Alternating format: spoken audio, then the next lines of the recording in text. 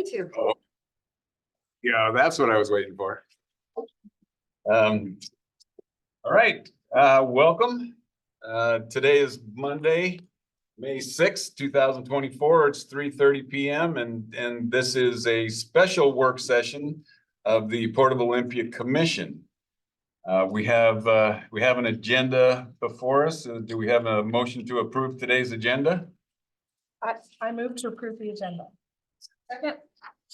All right, we have a motion and a second to approve today's agenda. Is there any discussion? Hearing none, I'll call for the vote. All those in favor of approving today's agenda, please signify by saying aye. Aye. Opposed? Motion carries. We have an agenda. So it looks like we can jump right into our topic for the day, which is Destination Waterfront Center. Executive Director Smith, would you like to start us off? Why, thank you. I would love to, Commission President Ayal. This work session is really designed to give the commission and members of the public a lot of background that on the Waterfront Center project that we've been discussing and that was discussed in a previous work session. We realized that especially with our new commissioners, they didn't have the full information about the work that was done in 2020 to 2021 on Destination Waterfront, and then the work that the port has done since. But I did want to emphasize that this, if it moves forward, would be one piece that would be wrapped into a master plan for the Port Peninsula. And that is a priority that we all confirmed at a retreat with the commission recently. And so we are about to embark on that master planning effort and are excited to have it take into account the whole marine terminal. But this would be folded into that if this is an opportunity that the port chooses to. So with that, I think I will hand it over to James. Ooh, you get it. So, good evening, almost. My name is James Summer. I'm your Capital Assets Program Manager. And as Alex mentioned, we're here to talk about the Waterfront Center today. We do have several guest speakers as well.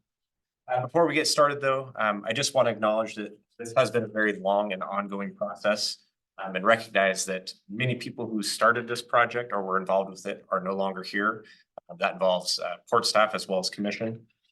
And really, based on questions and feedback we've gotten over the last couple of months, we thought this would be a great opportunity to talk to you and the public about this project, how we got here, and where we're going. So with that, we're hoping really to gain concurrence from you that we are heading in the right direction and to achieve the port's goals and initiatives in a way that gives us great flexibility forward. So that being said.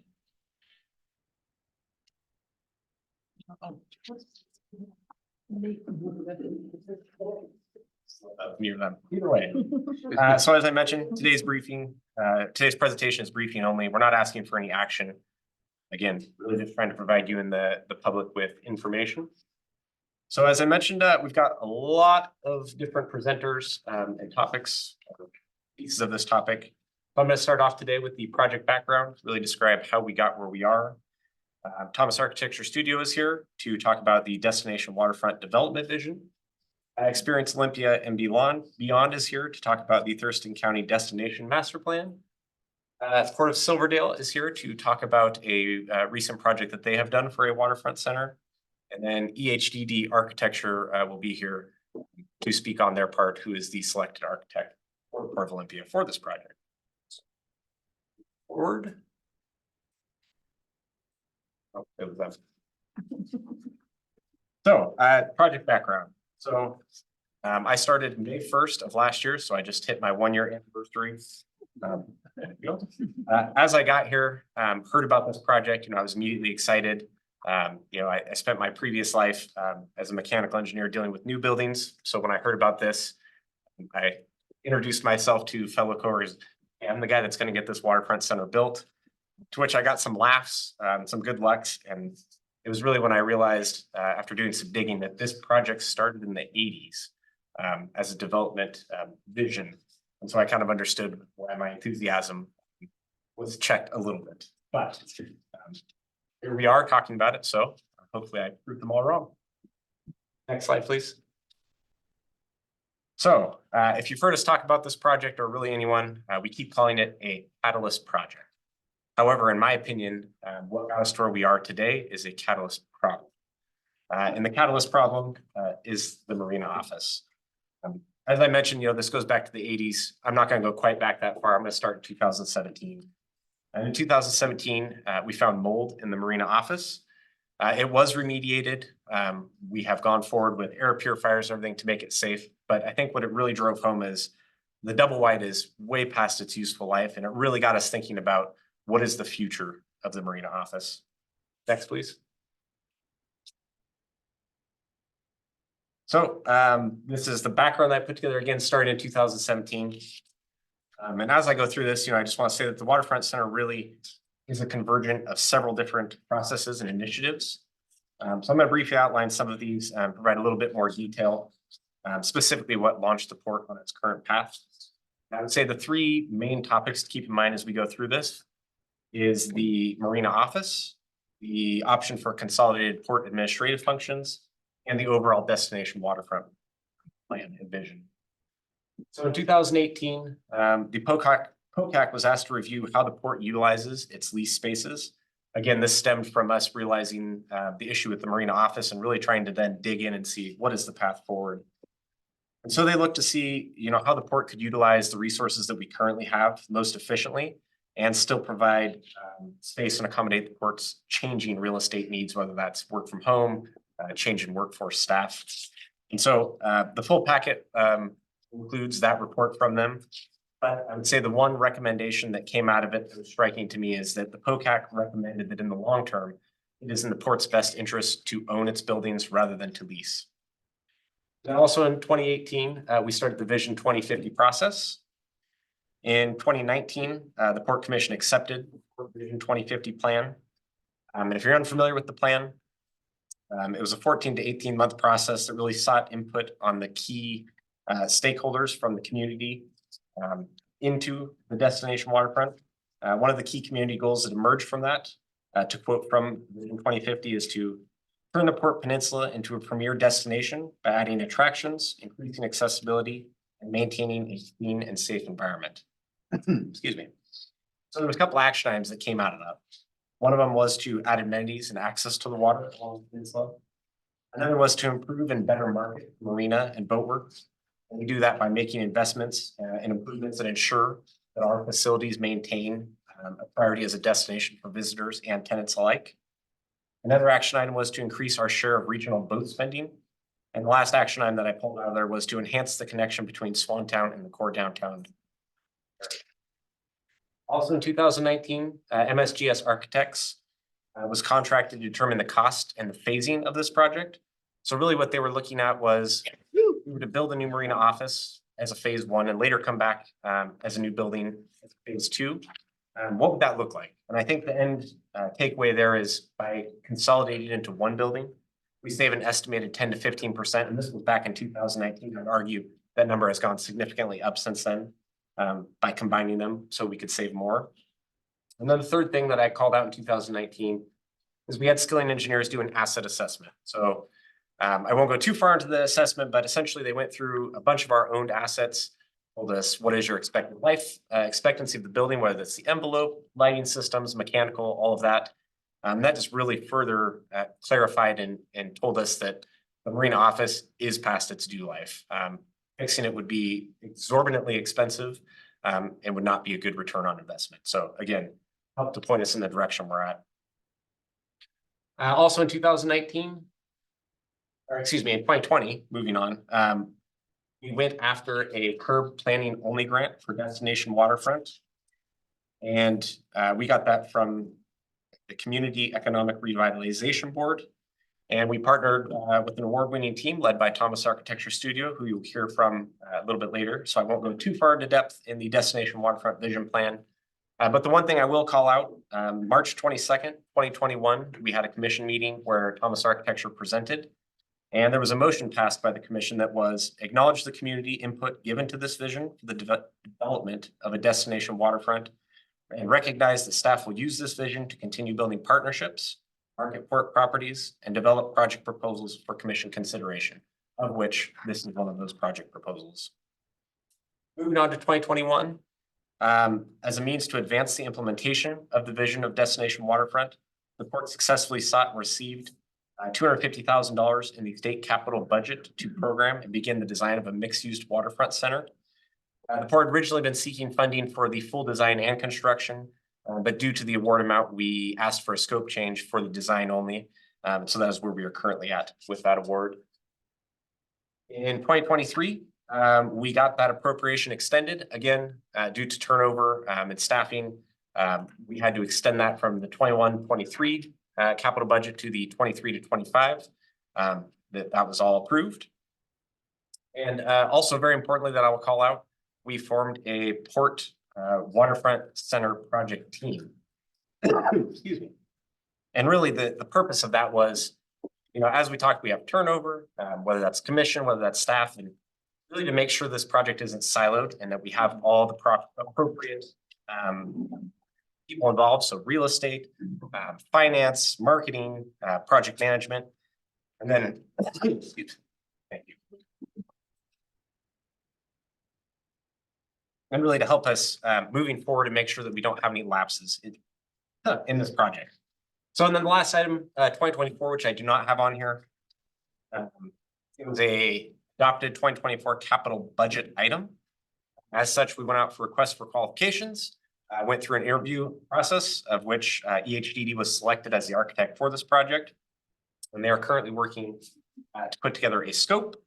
And we will be back before the commission to discuss that with you.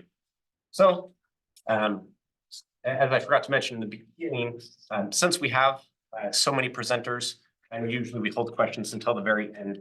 But I would say after each section, if you have questions or comments, it would probably be appropriate to do that then. And as this is the end of my first portion, I would ask if you have any questions or comments of me. Any questions? I think we're Thank you. ready to move on. You covered everything. Perfect. I like to hear it. All right, up next, next, please. I would invite Ron Thomas up to talk about the Destination Waterfront Development Vision. You can fix that. That would be wonderful.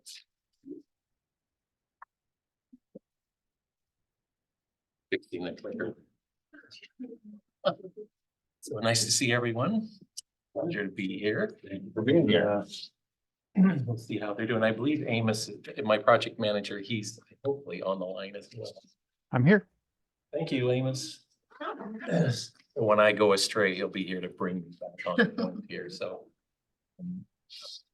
Wait until they bring me the clicker. Why don't I begin? So this visioning plan really is an outgrowth of the 2050 vision plan. And it was it directed the look specifically at the roughly 1 mile long waterfront on East Bay. Let's see, I think I have a. Okay, and so there you go, the Vision 2050 plan paid for by the grant, and this was the outcome statement that you can see. Simple words, and it's very consistent with what the 2050 plan. Now to begin, I should say the staff. This was really a joint effort.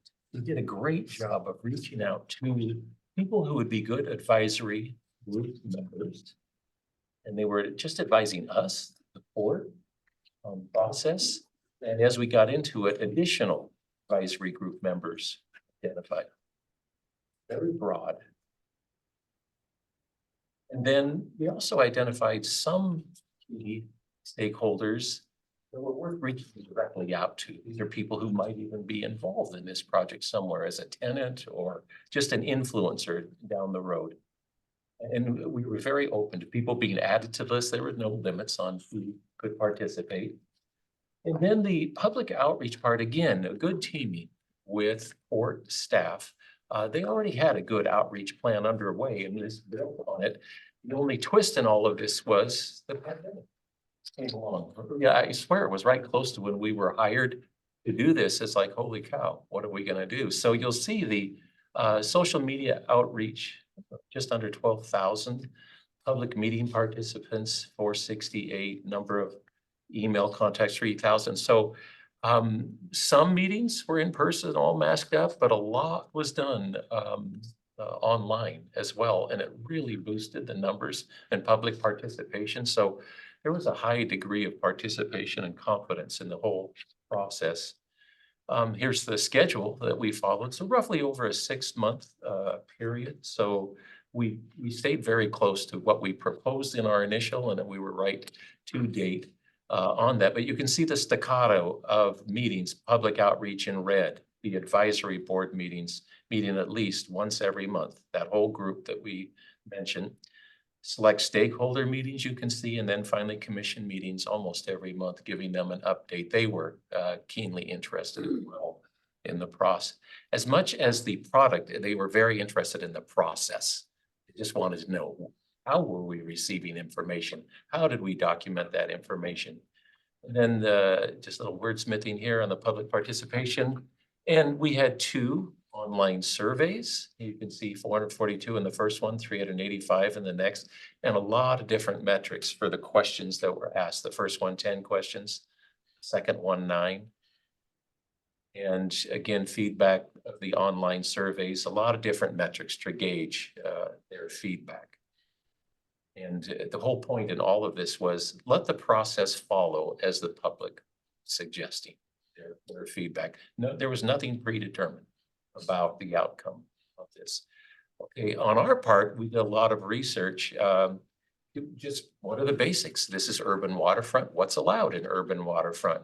And so in the lighter print, those were some uses. They're allowed, but probably not advised. In the green or the blue, maybe some a little bit more priority items that might be appropriate for this area. Heights were studied. And you can see there's a few that apply to this area, mostly the urban water 42 to 45. You can see their urban water, I'm sorry, UW 40 is the color, that brighter blue that you see. That applies to the majority of it. The area in green, very little development sites there. We also studied sea level rise, and there's been quite a good partnership between the port, LOT, the city, and this has been ongoing for years. Our job was to graphically convey what were the alternatives to the general public. So the idea being, if you're a layperson, know nothing about what's going on with sea level rise, what are the options here? So that's what those photographs are meant to do. To soft edges, hard edges, building up esplanades or roadways, temporary gates you can see in the lower right, talking through all these options. And then how does that actually apply to our mile-long waterfront here? And the outcome, it wasn't to make any decisions, it was to convey the idea that it's probably multiple solutions. We have some functions, the Swantown Marina, it's already there. But others, like on the south side of the waterfront here, maybe a softer edge is more appropriate in that location.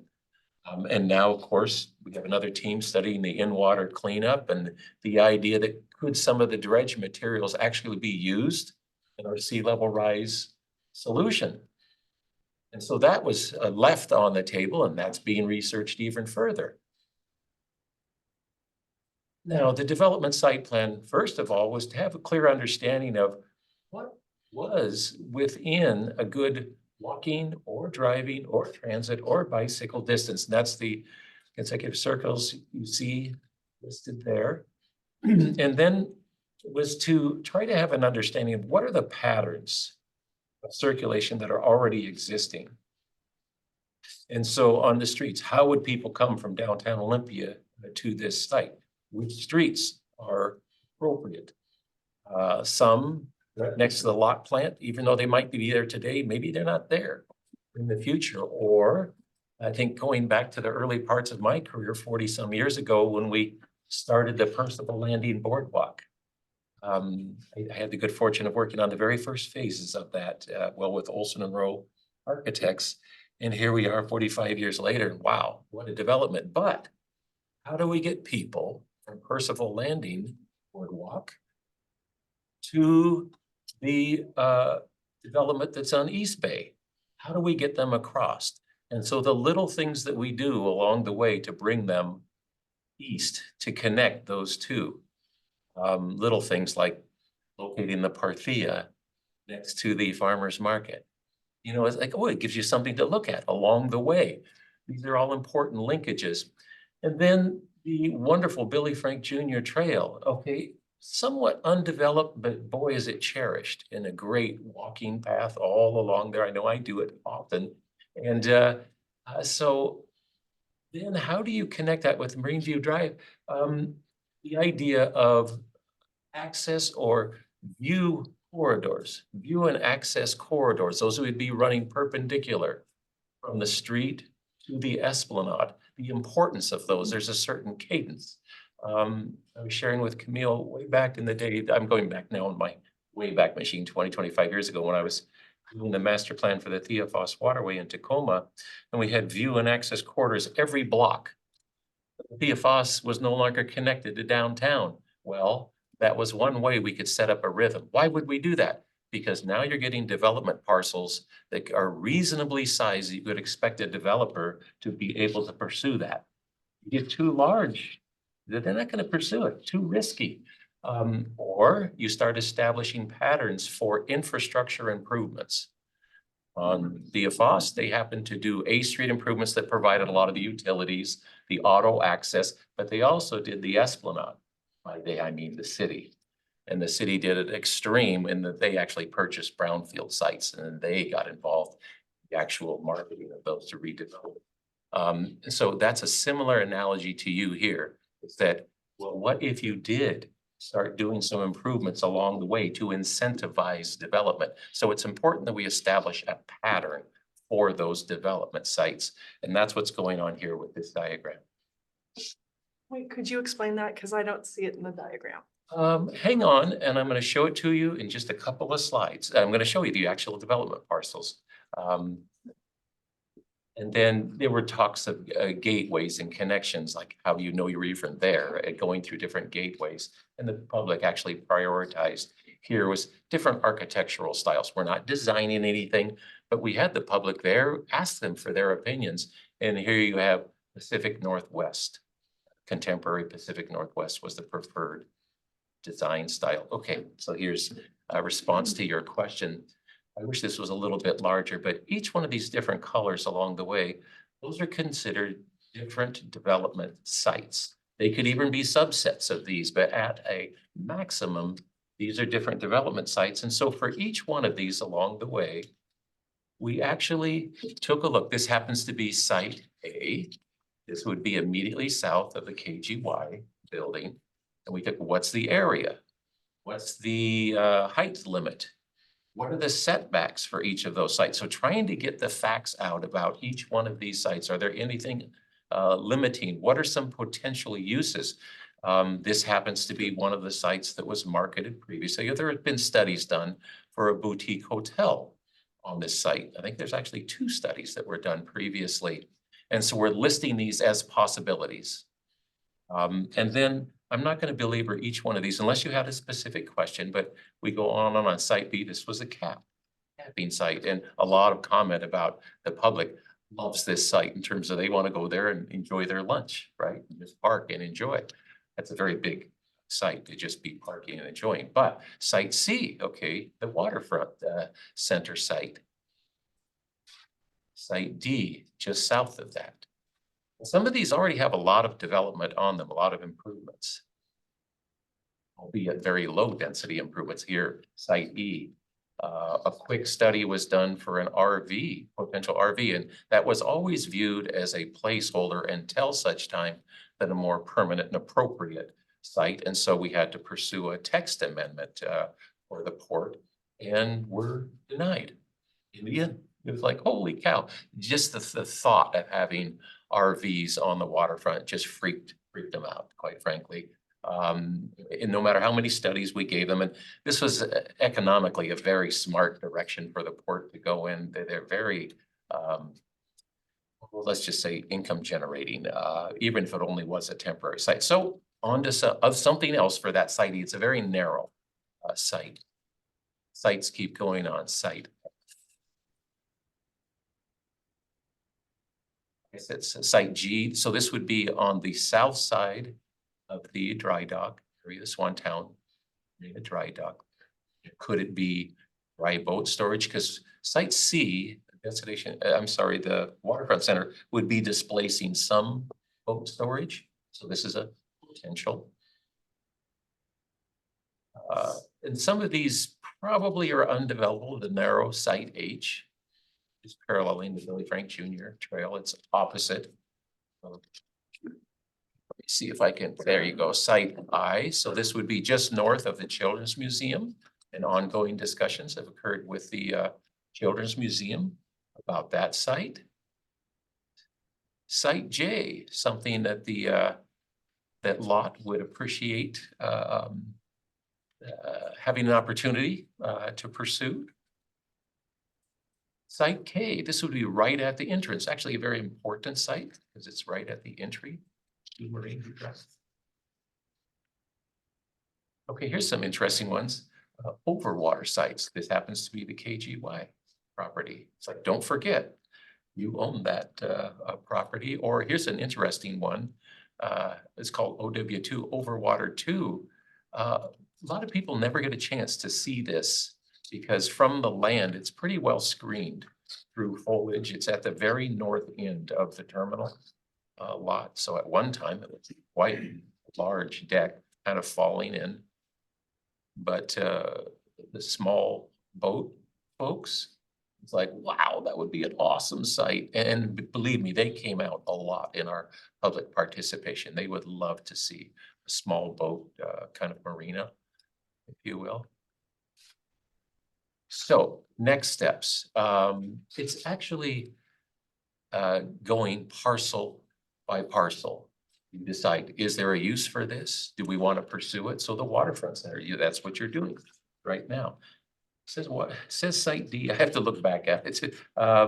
Hands-on Children's Museum currently in design work for their expansion.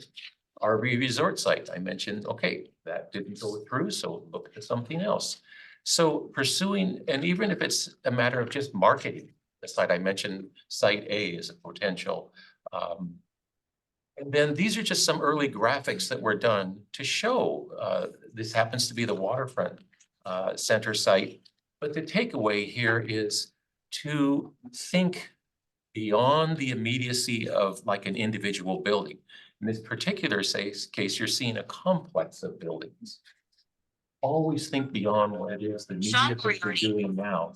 And another idea too was we're trying to convey is you're at the very beginning of a vision process, and it's the additive of all the individual sites. So make it there. If somebody is to walk along this waterfront esplanade and improve Billy Frank Jr. Trail, what are they walking to? Are there shops along the way? Are there some art shops? Is there a place to get an ice cream? Is there another restaurant to complement the restaurant that's out at the point? You're always thinking ahead. You're always thinking ahead.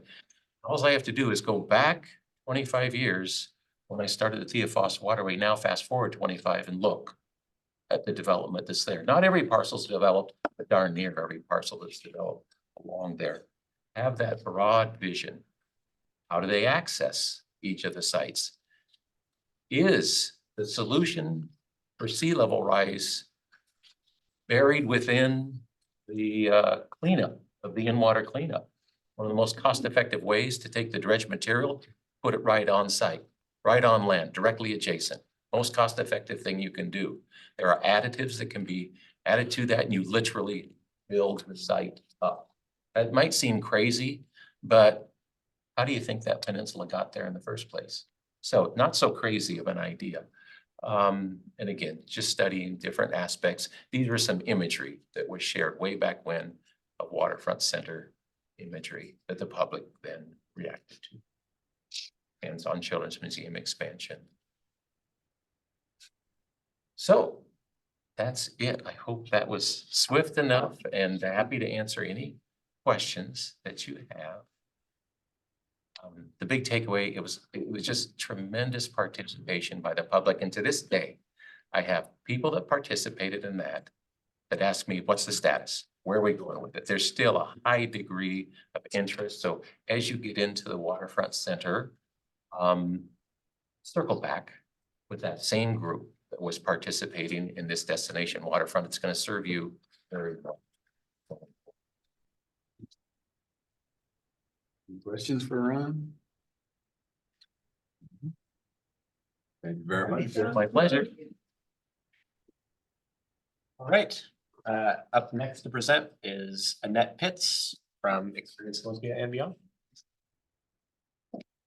Hey. Thanks so much for having me, guys. The first Being time I'm in here. Feels so fancy. At this very serious table. It's a little intense.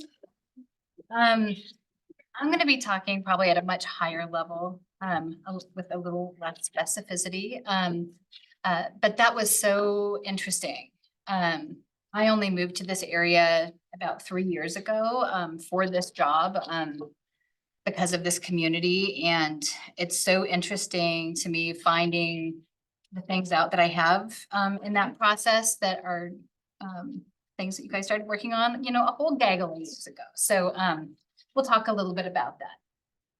So, It's coming. oh, I think there's a secret voice back there. okay, that's cool. Worker bees. Fantastic. So while they're trying to get that ready, does everybody know what Experience Olympia and Beyond is? Raise your hand if you know what it is. Ah, okay, we have some folks in the audience that do not know. So we are the Visitor Bureau for Thurston County.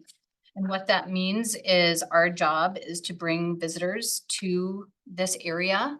And we do that because it supports the economy of this place where we all live and work. But more importantly is we want to make this place a better place for each of us to live or work. So I'll talk a little bit about that approach in the presentation. If we can make the presentation go. And if it can't go, I will talk without that presentation. I have the skill and I will talk at you as long as I can. Can verify she has the skill. I know, I'm like, hey Bob, guess what? I'm still talking about that same thing. Light up umbrella looked really cool though. That was an event on the board. That looked really. It's a lot more fun when you can look at pictures. Okay, thank you, thank you. They're working on it. Okay. I almost always bring a printed copy for myself in case presentations don't go. Like on this case, I would have had to do it from memory. I'm good. Thank you, though. It's kind of up. I think it's a little bit closer. Oh. There. That whole umbrella. There's that umbrella. Right. All right. So we're going for reals now. I would say, as I go through this presentation, if you have questions, I would not feel like you have to wait until the end to ask them. Otherwise, I'm literally just talking at you for too long.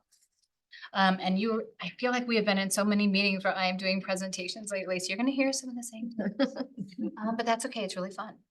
I'm gonna talk to you about, just before we go into surprise, kind of how our role overlaps with Destination Waterfront. I wanted to talk a little bit about tourism as a whole, because I think it's important to provide that context in a project when you're contemplating like this. I think there are some misconceptions about what tourism is for, what it can do, and what it should do. And then we'll talk about some projects that we're in the middle of right now and how that kind of contributes to and relates to Destination Waterfront. So I mentioned I am new to the area. The reason why I came here, yes, it was because I got this job, but I started coming here in 1990 when I graduated because it was such a cool place to come and listen to music. Me and my friends, I lived in Wenatchee. We would get together in our Volkswagen buses. Some of them lived in Spokane, some of them lived in other states. We would start in Wenatchee and we would caravan to Olympia because it was so cool. Everybody wanted to be here, and I was trying to figure out, how do I get to come back? And I share that with you because tourism is all about being a first date with this community. Like, how many of you were born and raised here? okay, you win. But the rest of us are all imports. Either we or somebody that we are attached to in our lives had a first date with this community and we fell in love and we're like lifelong commitment, or at least, you know, a certain amount of time. But we really fell in love with this place and said, we're gonna come back. I don't know why the slide is displaying like this, but it looks like there's some sort of file situation, but that ain't how it looks when I sent it. But at the center of tourism and its cycle of impact, it has to do with the quality of life and the quality of experience that people have with this destination, whether you live here or whether you're visiting the place. So bullet number one is if you build a place where people want to visit, then you're going to have a place that you want to live. You don't want to live somewhere that doesn't have the kind of amenities and experiences that would cause somebody to want to visit you. If you build the kind of community where you want to live, then you're going to have the kind of community where people want to go to work. If you build the kind of place where people want to go to work, you're going to have the kind of community that people want to invest in. If you have the kind of community people want to invest in, then you're going to have the kind of place, again, where people want to live. And guess what? If people want to live here, then they want to visit here.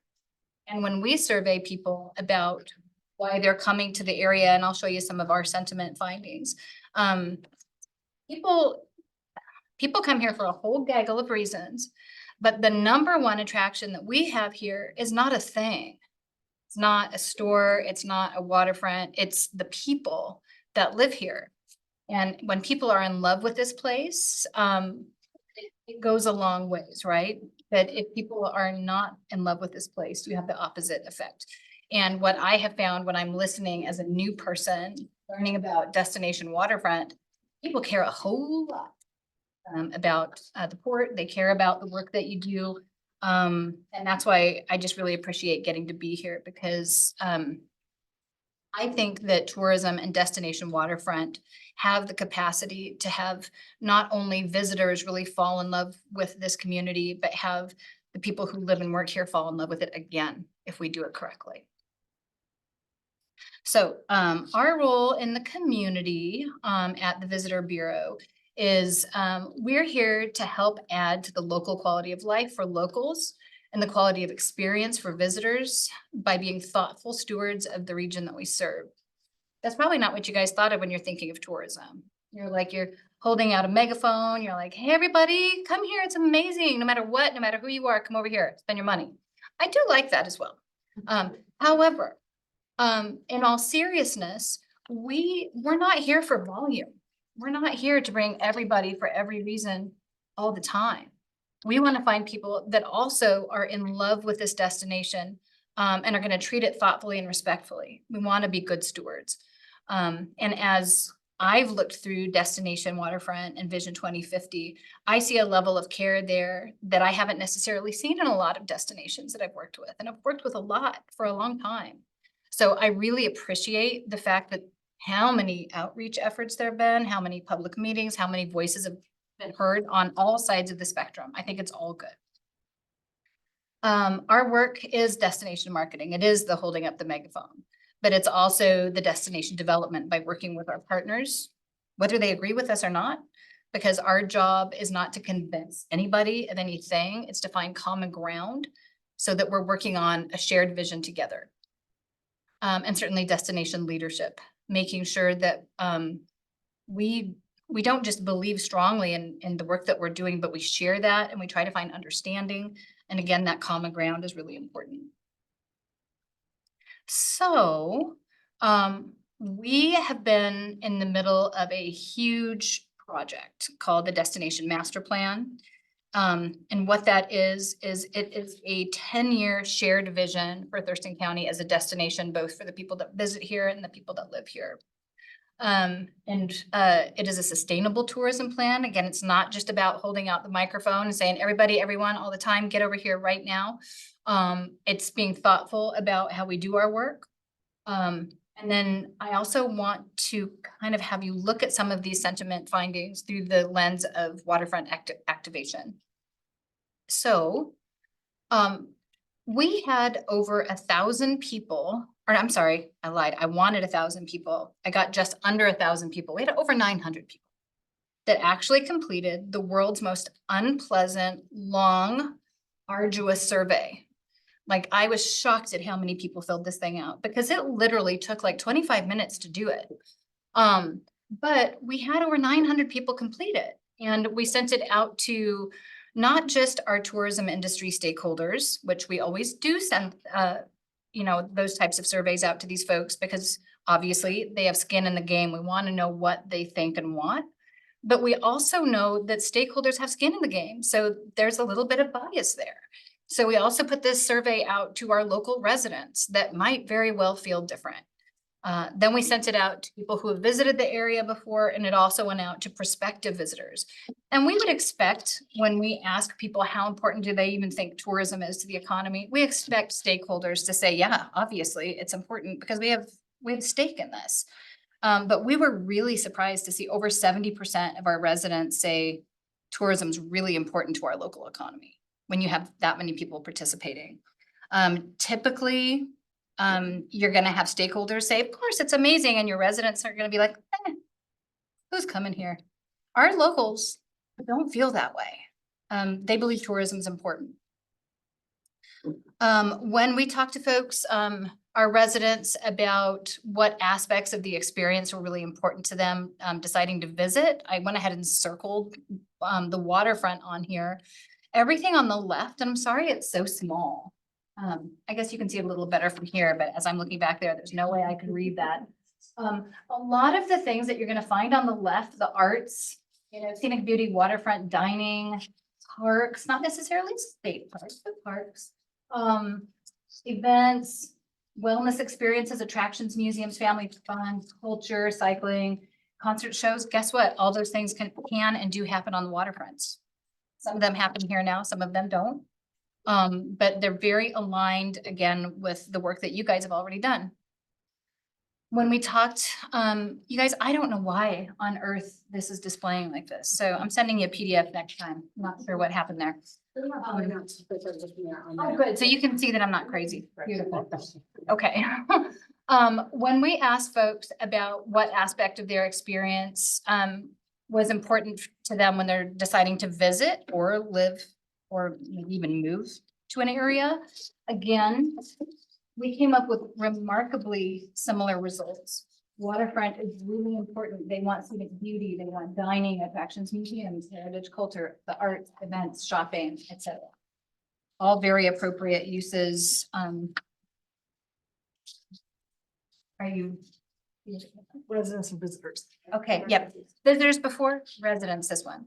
And the importance is that our residents believe this and keeping with our visitors. And so it's the reason why I wanted to include this for you is because I know as elected officials, you only know what people tell you, and if you're getting a ton of phone calls from one organized group, of course you're gonna go, well, geez, I gotta think about that. But often not everyone shares their perspective. A lot of folks are going with the flow because they're like, yeah, I love this place, but they're probably not inclined to reach out and shake your tree a little bit. So I think it's worth acknowledging that we have people who feel a lot of different ways throughout this community. That sentiment survey again was the kickoff to the destination master plan. I talked a little bit about it.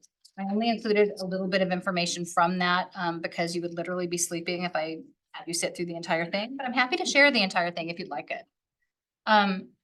The waterfront activation definitely came in as a top priority throughout the destination master planning process.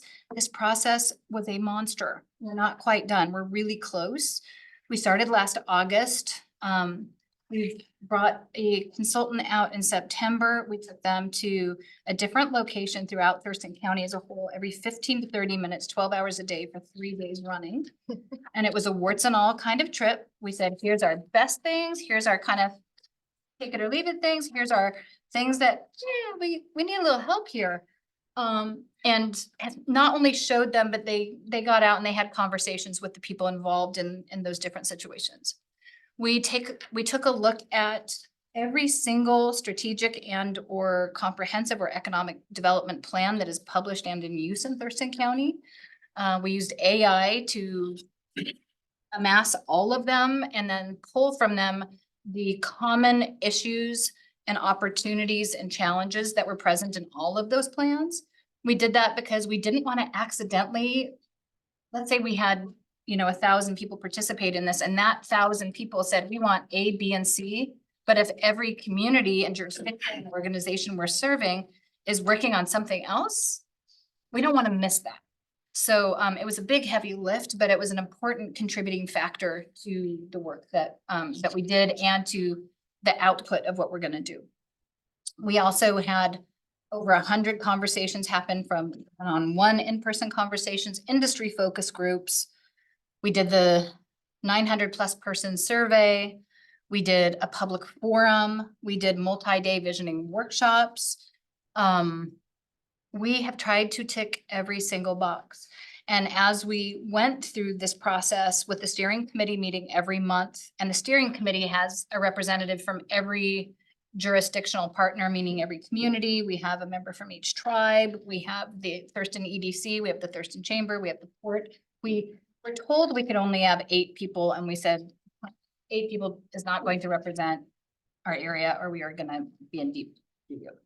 So we had 16 people, I believe, which is still not going to be as inclusive as we would like to be, but it was as much as we could get away with.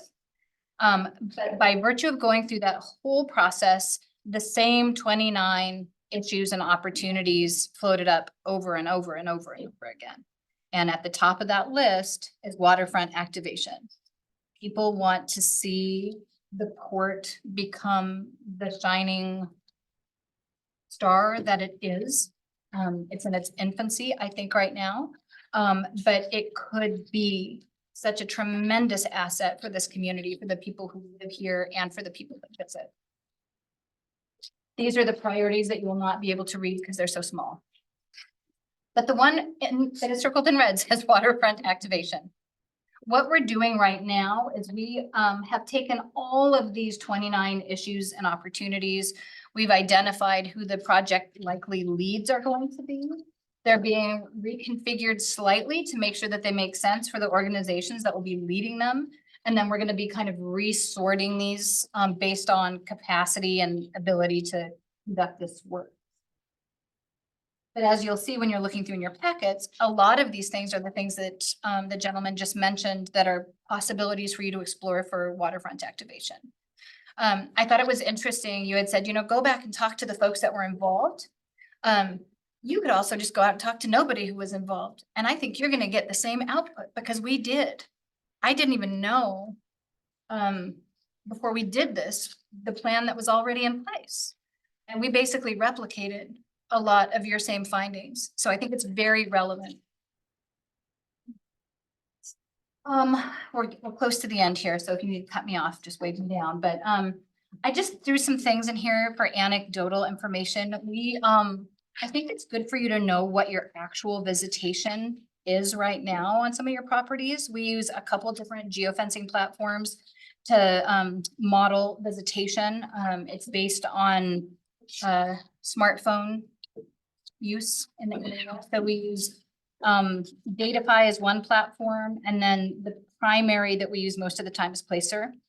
And according to Placer, when we take a look at this geofence with the Swantown Marina, over on the left, if we look at 2023, the marina itself, when we look at total audience, meaning local use, local unique users and visitors combined, you had over 37,000 folks come through.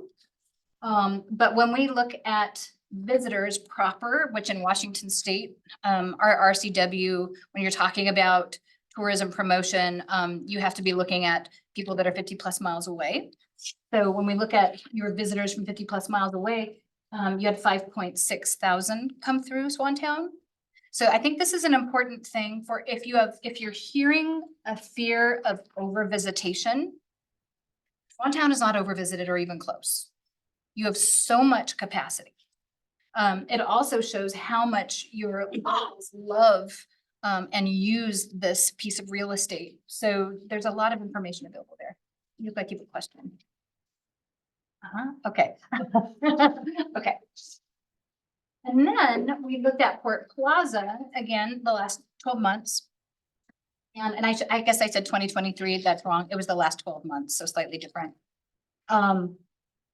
When we look at total visitation, we're seeing 27.8 unique thousand, 27.8 thousand unique visitors. But then when we're looking at our out of area visitors, 4.8. So you've got a lot of use, but you don't have an enormous amount of visitation. So there's a lot of scaling that can be done, providing you're looking at it through the lens of stewardship, and making sure that it's sustainable and all of the things that I know that are important to you. I know you guys know this. Waterfront activation is not new. We have so many communities just in our state and in our neighboring areas that are doing this really well. You can look at what's been done in Vancouver with Vancouver Landing. You can look at Point Ruston, the Everett waterfront. What else did I put in here? Port of Bellingham, thank you, that part. Our neighbors have beat us to this. And that's okay. But I think it's important when we're thinking about quality of life for this community. Quality of life is about economic opportunity. And when we dig our heels in and say, well, we're not going to compete because we don't want to change, then we're effectively saying the people that get the opportunity are not us. It goes to where new opportunity is created. The thing about waterfront activations like this is there's opportunity at a variety of scales. That's the beauty of hospitality and tourism. You have job creation that starts at the entry level area all the way up to the executive level. It's an amazing economic catalyst for your community. And that's all. That's all I got. Questions, comments? Oh, boy, you guys are easy today. Well, thanks, Nikki. Thank you. Thank you. All right, next up, Commissioner Caleb Reese, from the Port of Silverdale.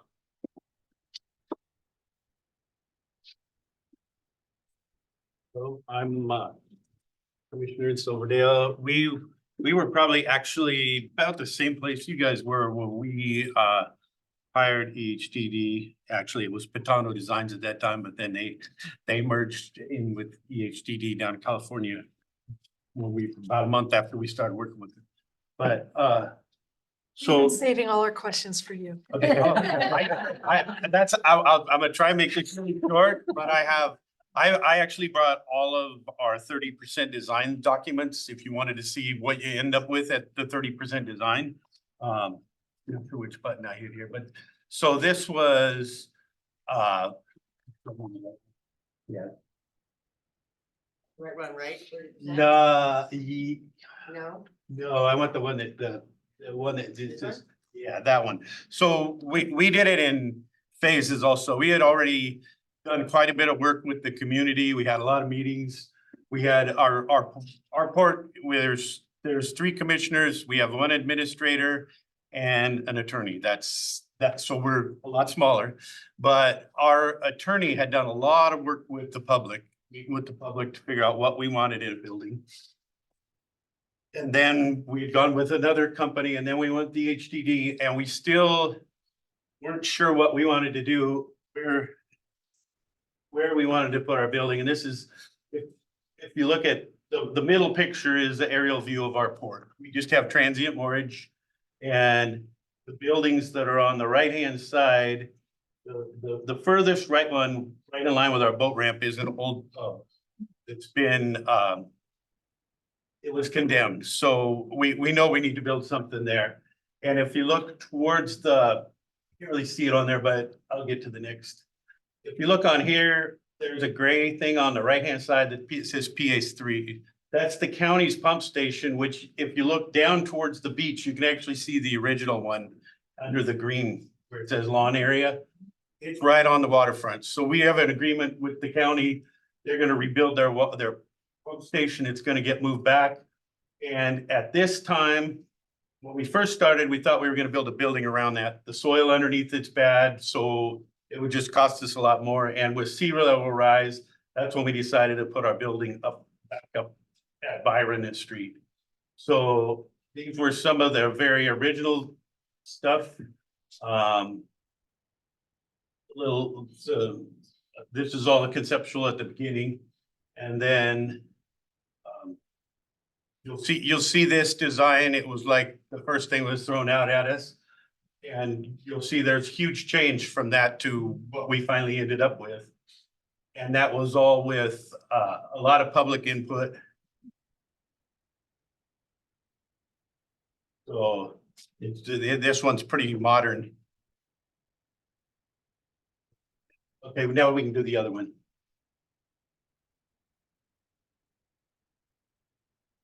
Okay, and then this is the 30% design. This is where we're at today.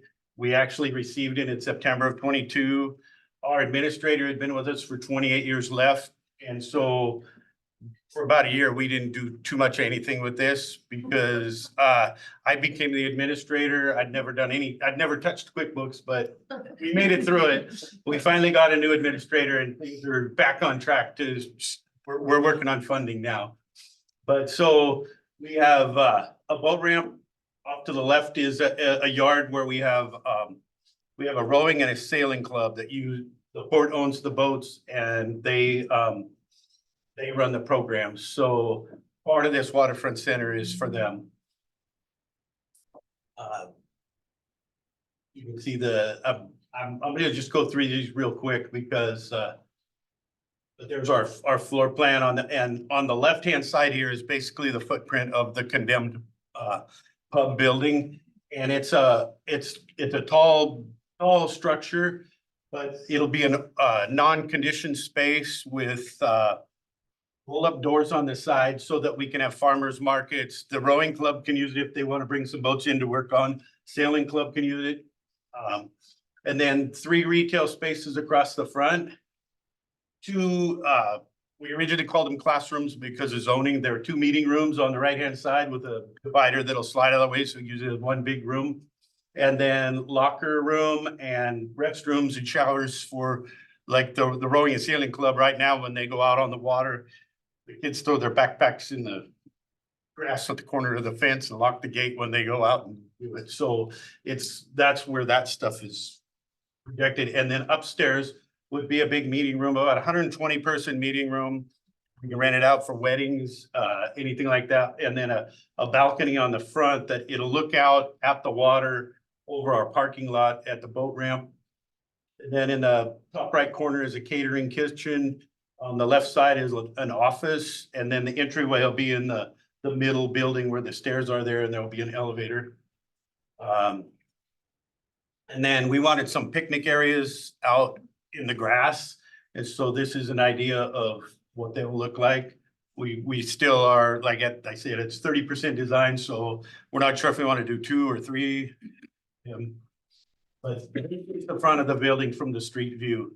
So where the old pub is on the far end. Then retail space, and a retail space here, and then the main entry will be in that middle section. This is the water side with the deck up above. The original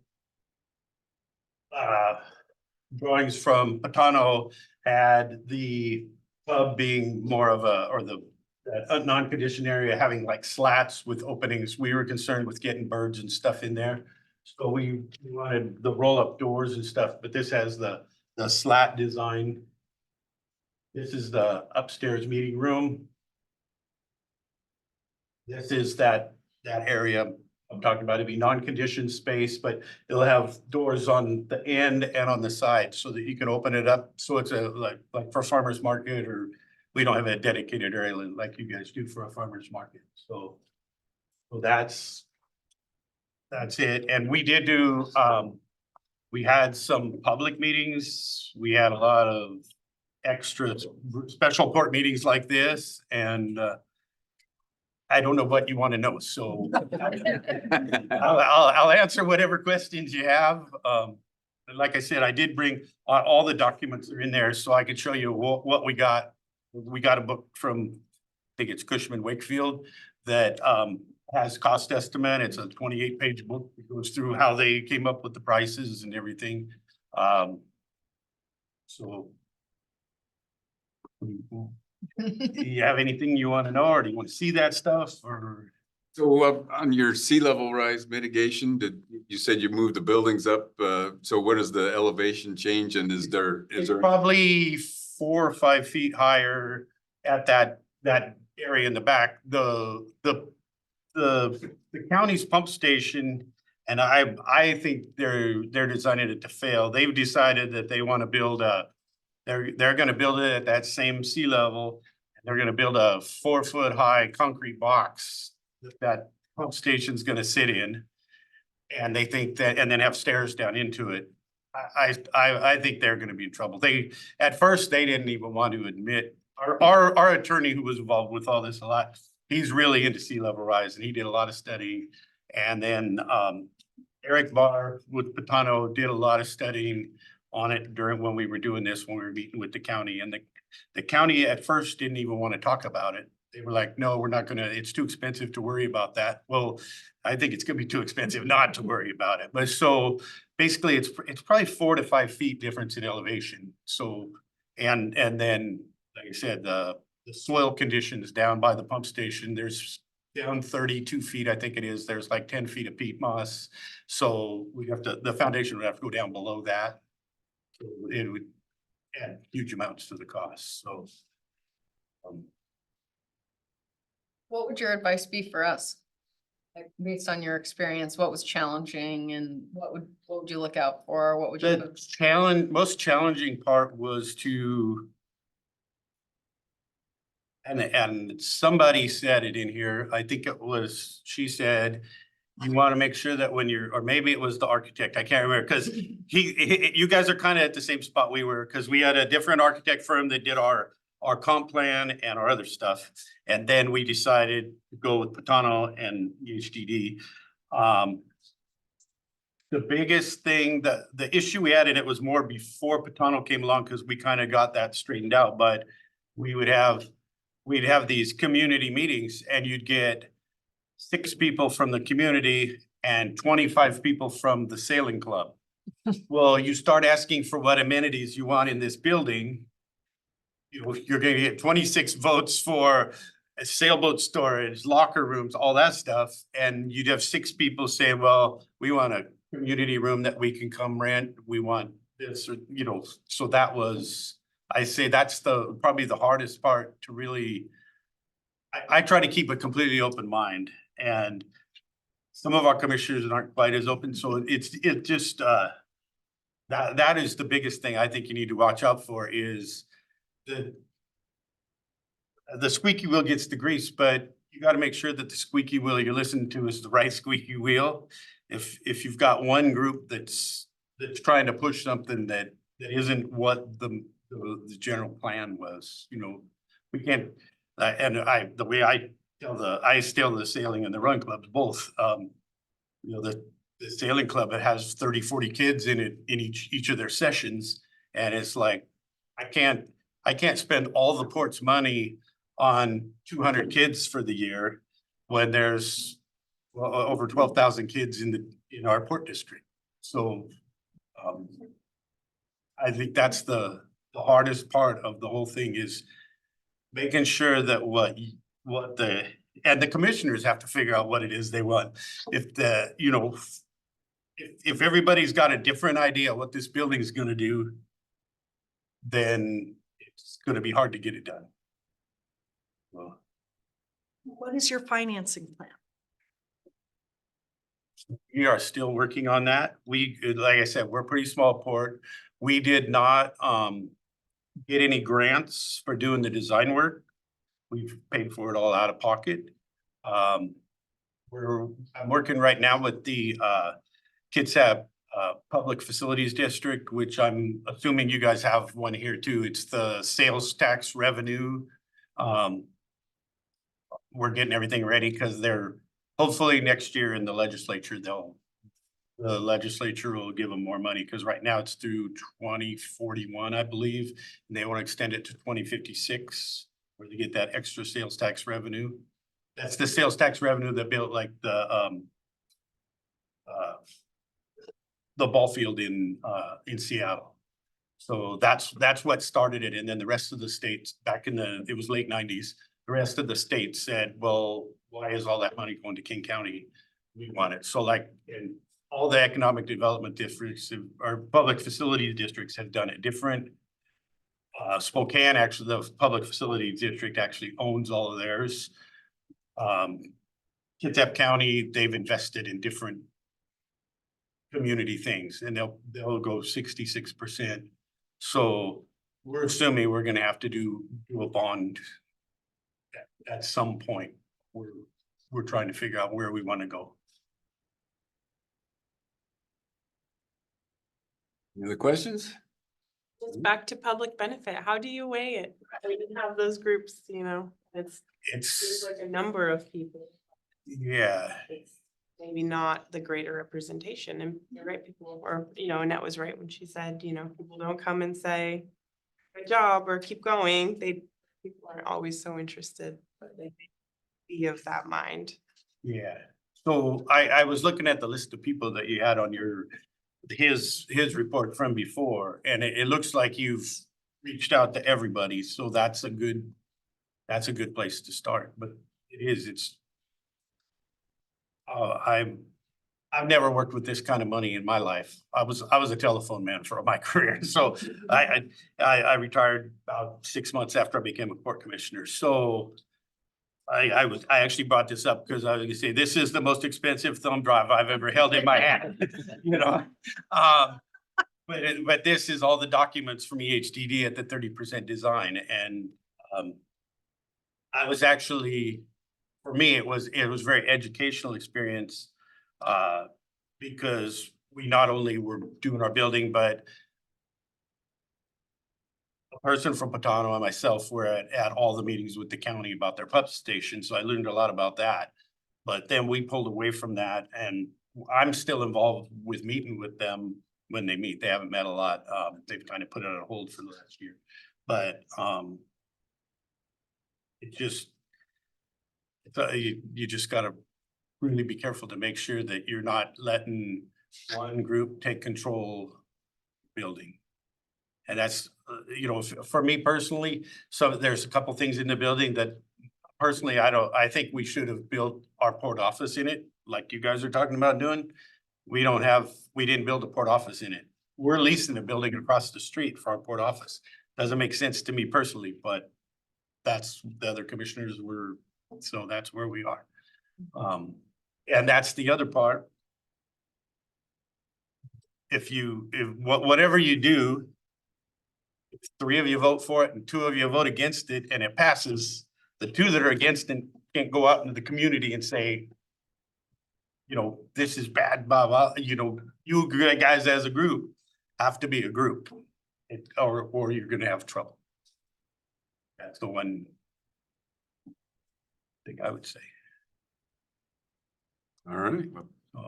I don't know if do you want to see those documents real quick, or it's up to you guys? We can always share them out as well. Okay, yeah. They're pretty big. They're pretty big. You can't really email them because they're big. So if you wanted to, if she wanted to put them up, we could just flip them through them really quick if you guys wanted. Just to. Sure. Okay.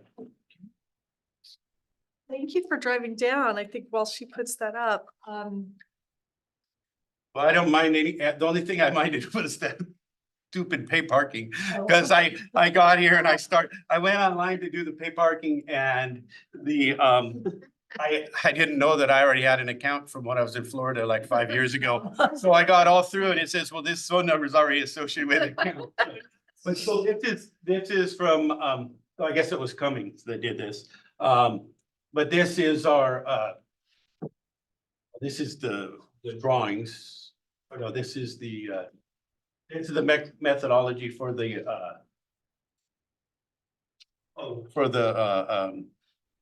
estimate of costs. So it talks about all of it. I just wanted to show you basically what it, I mean, there's just a lot more here than I figured at 30% we wouldn't. You know, I didn't have an expectation of what 30% design was, but it's got costs for everything, you know, how much concrete, how many with 2x6s, how many. It goes through everything. It's very, very detailed. Wow. And I don't know.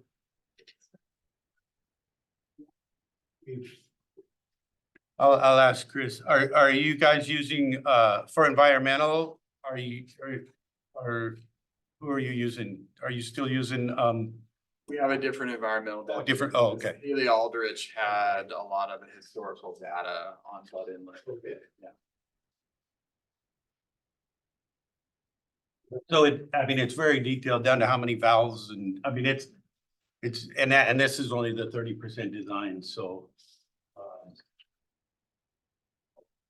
Yeah, yeah.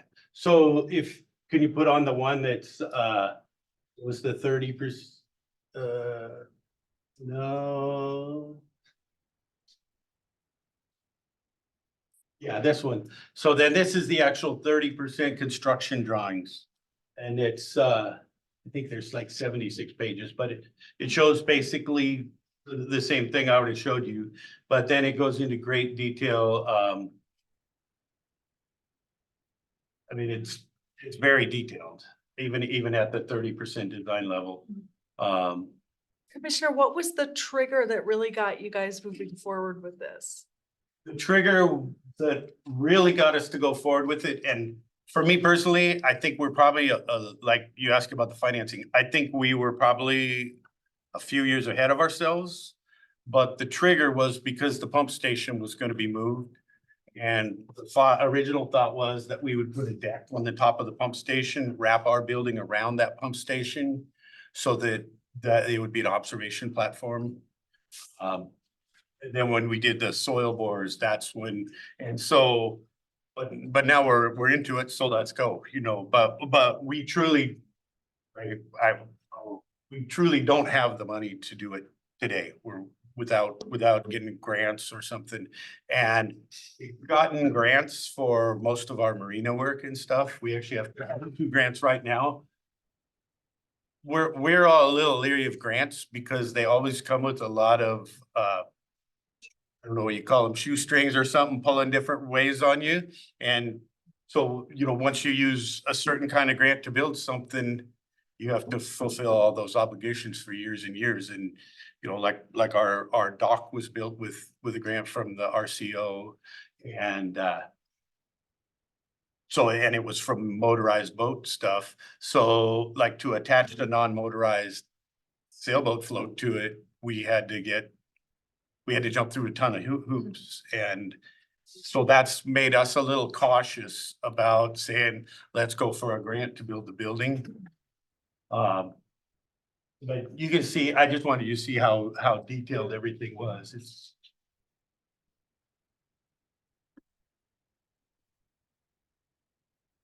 And so part of what, the grass area down there, see this drawing has one of those picnic areas in it. And then, a trail, we have what's called the Clear Creek Trail that goes, it's about 4 miles up the creek from the waterfront up around the corner. But so this is an extension of that trail across our property.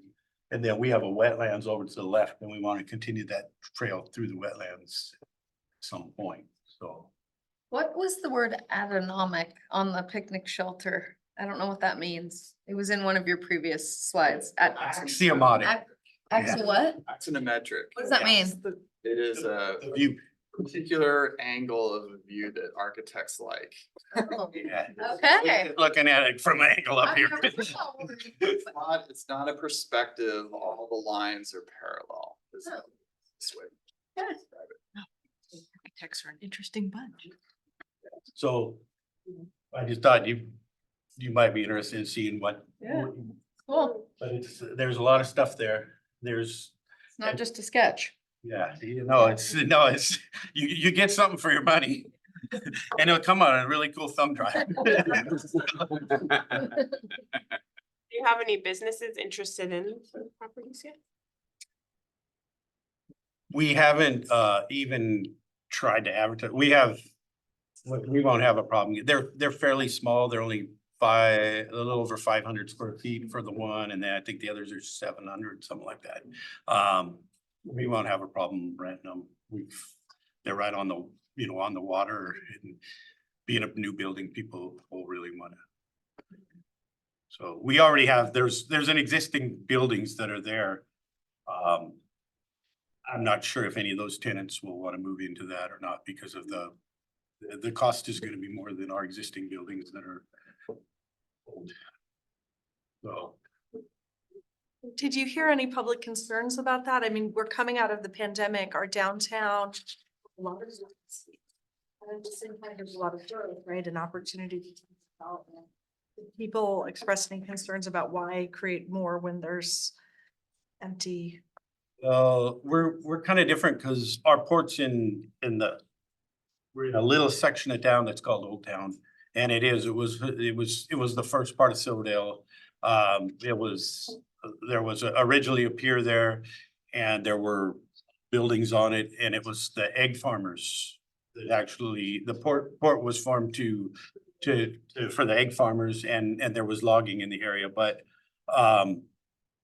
because it's all older buildings, they're getting decrepit, and nobody's complaining that the amount of retail that's gonna be in this building is not gonna affect the mall or and our mall is having problems, but I think every mall everywhere in the country is, because everybody can pick up their phone and order something, leave the house. And so, no, we didn't get any complaints about that.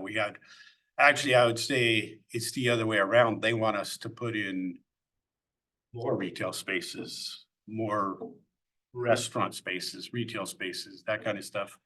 But this is kind of waterfront property, even though it's back at the back of our parking lot. And we didn't want to use all that property just for retail. We wanted something for the community to use.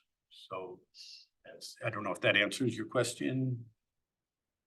Yeah, that probably economically you could have been driven towards making even more retail space. Oh, yeah, we've Wanted community. out. and we've had developers come to our meetings that are like, well, we want to develop that piece of property for you. So we don't want a 4-story hotel right on the waterfront. And at least my reason for becoming a port commissioner is I've been using the port since I was 5 years old. It was to pay back to the community, but it's also, I've gone to a lot of ports where you go to, if you want to go launch a boat, you're launching between 2 condominiums and you got to walk a mile to a parking lot. I think our port's more of a recreational port than an economic port. We do have some rentals. And mainly it's from, as properties have become available, we've been buying them if we can afford them. And we need to continue to do that because they don't make any more land. So that's the only way we're gonna be able to build anything else. But we have another section around the corner that it's about a square block that we own, that we want to develop something someday. And that may be more of a shopping retail in part of it. But the original thought was like a marine science center or something, because it's on the water also. Follow up with that. Yeah, that's fascinating to me to think that a port, you began in the same way as all of our public ports, which is to help farmers get something to market 100 years ago or 50 years ago, or I don't know. Yeah. And now you think of yourself, you're primarily a recreational port. Are there others like that you see at WPPA that are more recreational focused or? Yeah, we have, just in our area, there's, in the bay that we're in, there's another port, the Port of Tracy, which is, they're one of the smallest ports in the state. They have a boat ramp. That's it. That's all they have. There's the Port of Illahee, they're trying to do a major overhaul on their dock, which is we have 2 grants. We're gonna move our marina out 150 feet, so we don't have to dredge under it ever again. At least we're trying to, but we just found out the mitigation costs. Alright, could help. Yeah, but the mitigation cost is almost $1 million on a $2.5 million project. So we have to work through that. But it was just we just spent 400,000 or 300 some thousand to dredge around our boat ramp. And to mitigate doing that under the marina, we're gonna move it out 150 feet. And add a non-motorized float off the side. Like I said, we're having issues because the RCO paid for the dock with motorized funds, and we want a non-motorized dock, so. But yeah, there's a lot of. And I will recommend it, since I think some of you are really new, I heard, if you, the WPPA is an excellent resource. It is, we only go to the small ports convention once a year. But they have, and their new commissioner training is really good too. So. All right, well, thank you. Thank you. I want you to know that port commissioners here, we also don't get parking. Oh, parking? Oh, okay. You know, it was just like a shock to come down here, and it's like, oh, okay, it just says I need to put my credit card in for $1.99. And then I entered it all, and then I hit my, to submit, and it says, well, this phone number's already You're related. like, oh, boy. When I go to Seattle, nothing makes me feel more like an outsider than like trying to park on the street and not being able to. Thank you. Very much. All right. I'll stay here and make Chris stay on it. Exactly. There's no fooling. EHDD, Chris Patano. James. Hi, everybody. Okay. Hi. Well, so I'll just do a quick introduction. My name is Patano, partner with EHDD. I focus on our ports, our waterfront projects, and our waterfront park projects. So makes sense why I'm sitting here, but happy to be here tonight. Thank you. Let's see. So quick introduction on EHDD.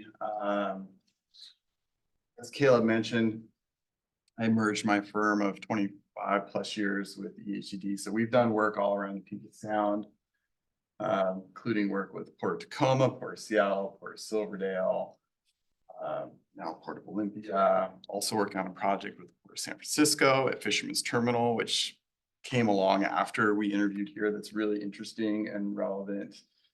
And Port of Humboldt Bay. Just in a nutshell, we've completed 11 net zero energy projects, over 39 LEED platinum and gold projects. And we've won some really recent civic design awards for the state. I was lucky enough to work on and be the designer for the structures at Crystal Landing a long time ago. So they're coming down here and really happy to be back.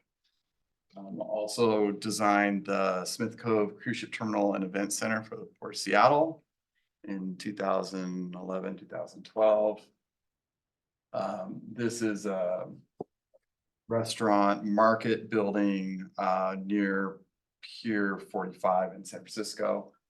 The EHDD completed it as well. Caleb showed renderings for the Port Silverdale Waterfront Center, which is different but similar than what your goals are. But it was great to go through that process. I really appreciate that. And then just the breadth of what we do, because as we've touched on, there's so many things you can do with these waterfront sites, and there's so many, I think, complementary uses and needs, and you are already developing so many of those components when you think about Percival Landing and Hands-on Children's Museum and Lot and the market here. We also design aquariums and marine science centers. We do aquariums all over the world. I mentioned the parks. We recently completed the Juanita Beach Bathhouse in Kirkland.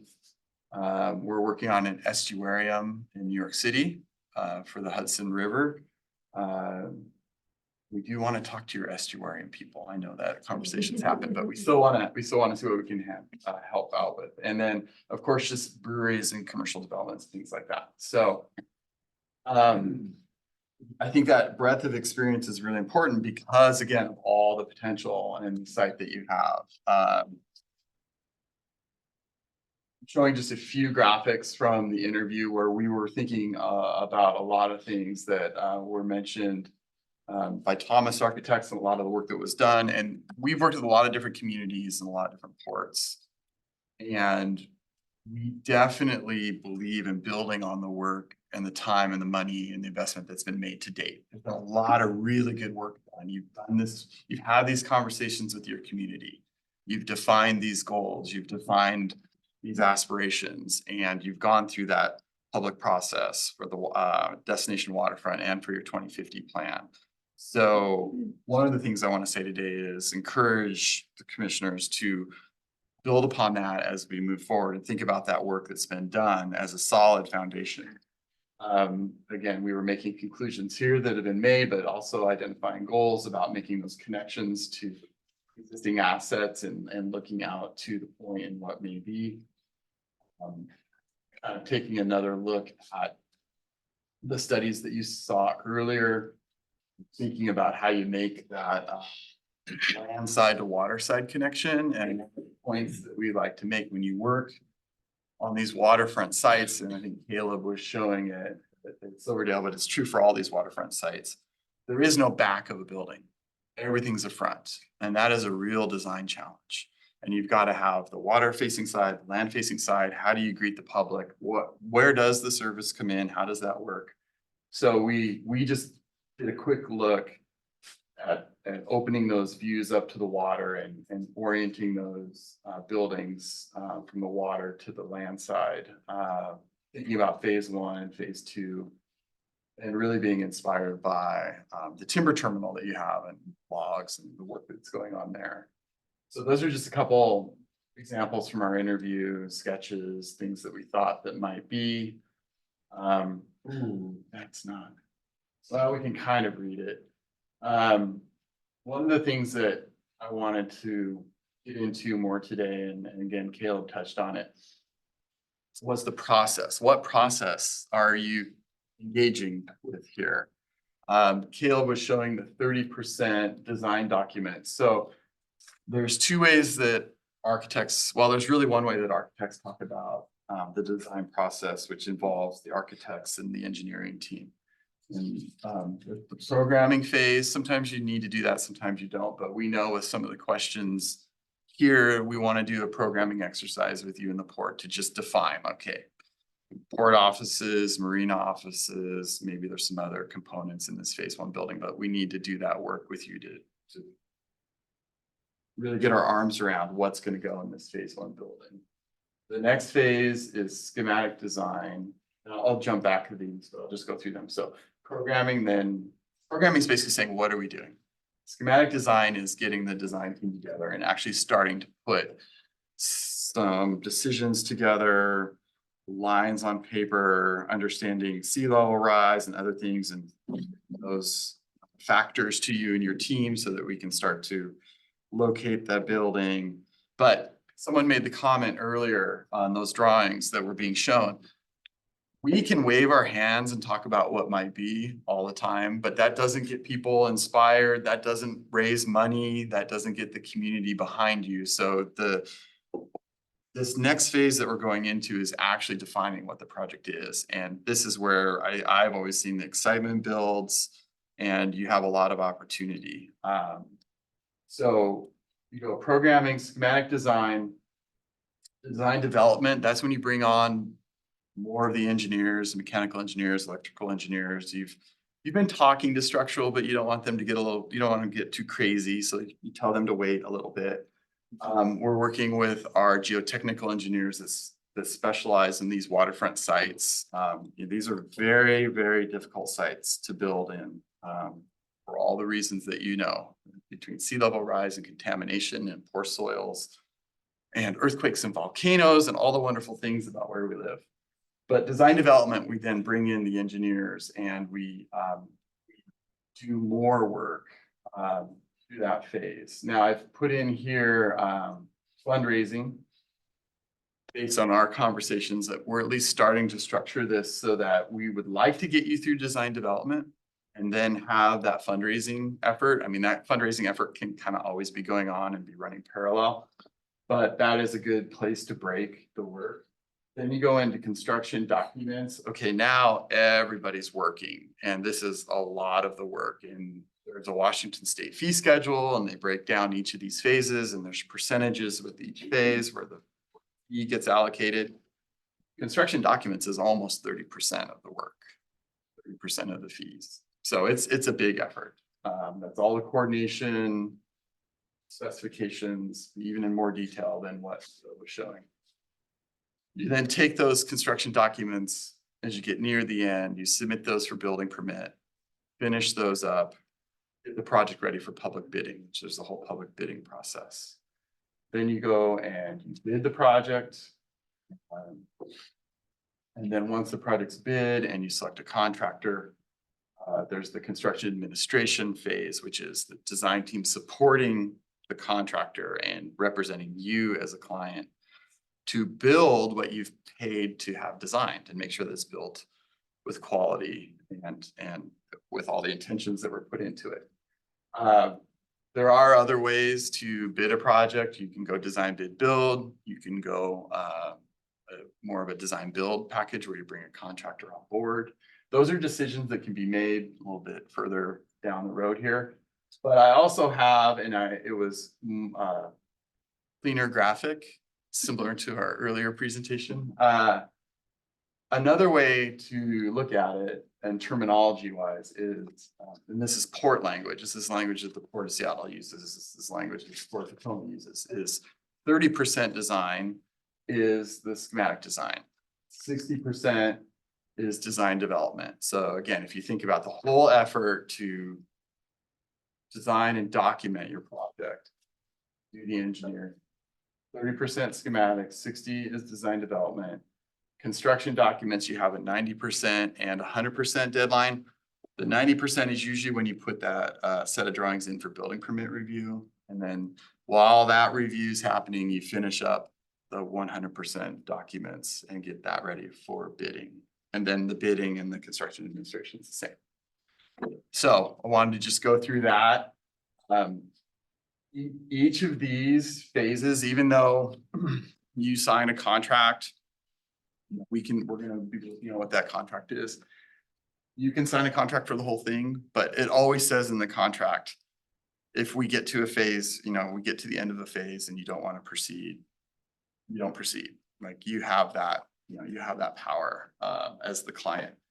But there are also some natural places to break those efforts. We're finishing up a design of a environmental education center, getting done with design development with the full understanding that they're gonna go finish their fundraising and then come back. And we wrote the contract, so there's basically two contracts. Well, no, it's one contract, but in it, it says if the owner determines that they're not gonna proceed after schematic design, the owner can, basically, that's it. So just want to address that there's reasons that there's all these steps. We all have to move together, move forward together. But it only makes sense to keep going forward if it makes sense to keep going forward. A couple other things quickly that I wanted to touch on. One of our team members was Cushman Wakefield, the real estate experts that we've worked with at Port Tacoma. They're now talking with Caleb and port commissioners at Silverdale. We worked with them to do a market analysis at Port Tacoma. And so they are on our team and we can steer their market analysis whatever way you think makes the most sense. But they can provide like a full analysis of the region, what sort of retail spaces, what sort of restaurants, you can take it to office space, all the different uses of real estate. So we have that expertise on our team.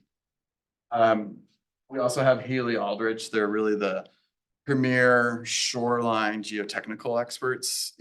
I've got the drawings in here. We could look at how really your whole peninsula goes underwater, except for like 2 areas in a major earthquake.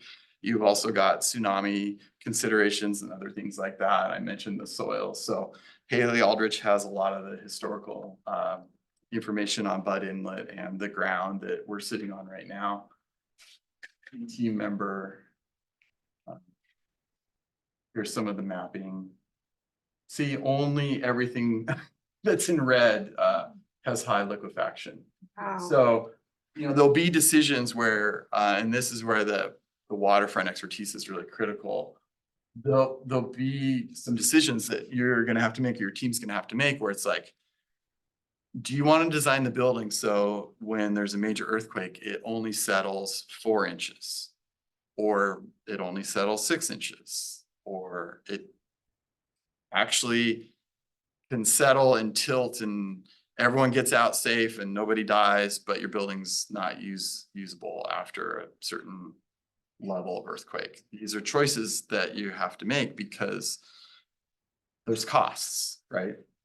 The less your building moves in a major earthquake, the more those foundations are going to cost. But we know what we think is the sweet spot, and we'll help you understand that. And then just really quickly, EHCD's developed this tool. It's an Epic tool. It's a carbon calculator.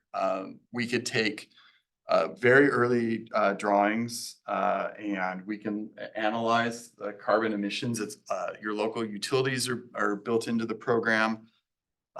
The local climate, then all of the background information on just architecture and buildings and the way that they work.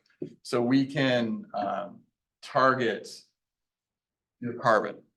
And I personally, a long history of building locally sourced timber buildings and wood buildings. It seems appropriate here. We can have those conversations and see if that makes sense. But with our clean electrical grid in Western Washington, plus locally sourced timber, plus making a couple other pretty simple decisions, we can get you very close to carbon zero and possibly even to carbon positive. And we'll do those calculations with the Epic tool. Epic, by the way, is free to anybody. So a lot of other architecture firms are using it. A lot of universities are using it. But it's a really powerful tool to help us make decisions early on in that first phase. So with that, I think I'll stop and see if there's any questions. A nice picture. No. Maybe that's- Any questions for me? I'm not sure if this is a question for you or for Alex. How will the commission be integrated in some of those decision-making processes? What does that look like? Great question. My plan would be to bring Chris and his team in on a regular basis as we get to those decision points. And I think we try to handle it the way we all talked about, where the staff would review the options that we've all been looking at and considering, pros and cons of each, and if there's give you a staff recommendation, but involve you in those decisions, definitely. I think that's one of the things that just with having the new commission that I've been hearing from us as a group is wanting to weigh in on some of those things to ensure that they're a part of things moving forward. So it sounds like you're already planning for that. Because we are hearing a lot from a broad spectrum of people in the community, whether it's just a variety of people. So wanting to make sure that that's integrated into the planning process. My name is Jasmine Vasavada, I'm Commissioner. It sounds like you acknowledge that given where we are, we're going to want some programming upfront. And I saw you flip quickly through a slide that seemed to have 2 months for programming Oh, on a schedule. in a schedule. And I'd like to talk a little bit more about that because for me, coming in, and knowing that the Waterfront Center was a priority to move forward with, I did have concerns when I learned that the estuarium, that basically a major public community facing sort of tenant was no longer part of the plan, right? Like, and it seems to affect possibly building design, who your tenants will be. I think I really liked hearing from the commissioner that idea of a commitment to the community amenities aspect. And so while I do understand the value to the port of putting offices in a marine center without having adequate programming for what the community tenant or community purpose is, I have concerns with moving forward. How would you move with us, or is it someone else that we hire for the program validation? What functions and communities this space will serve? Yeah, a lot of times the program validation is useful for us as it is for you, because that's when we get to understand what your needs and priorities are. But taking a step back from my understanding, this waterfront center, the work that Thomas Architects did, there's the phase 1 and the phase 2. Potentially. And so you could look at it like the phase 1 project is the offices and things that are a little more tangible, while planning now for what phase 2 is, which could be the estuarium, something with more of a public component or a public program to help support, if you imagine 3 buildings there, you could have a nice mix of uses. So I don't know that public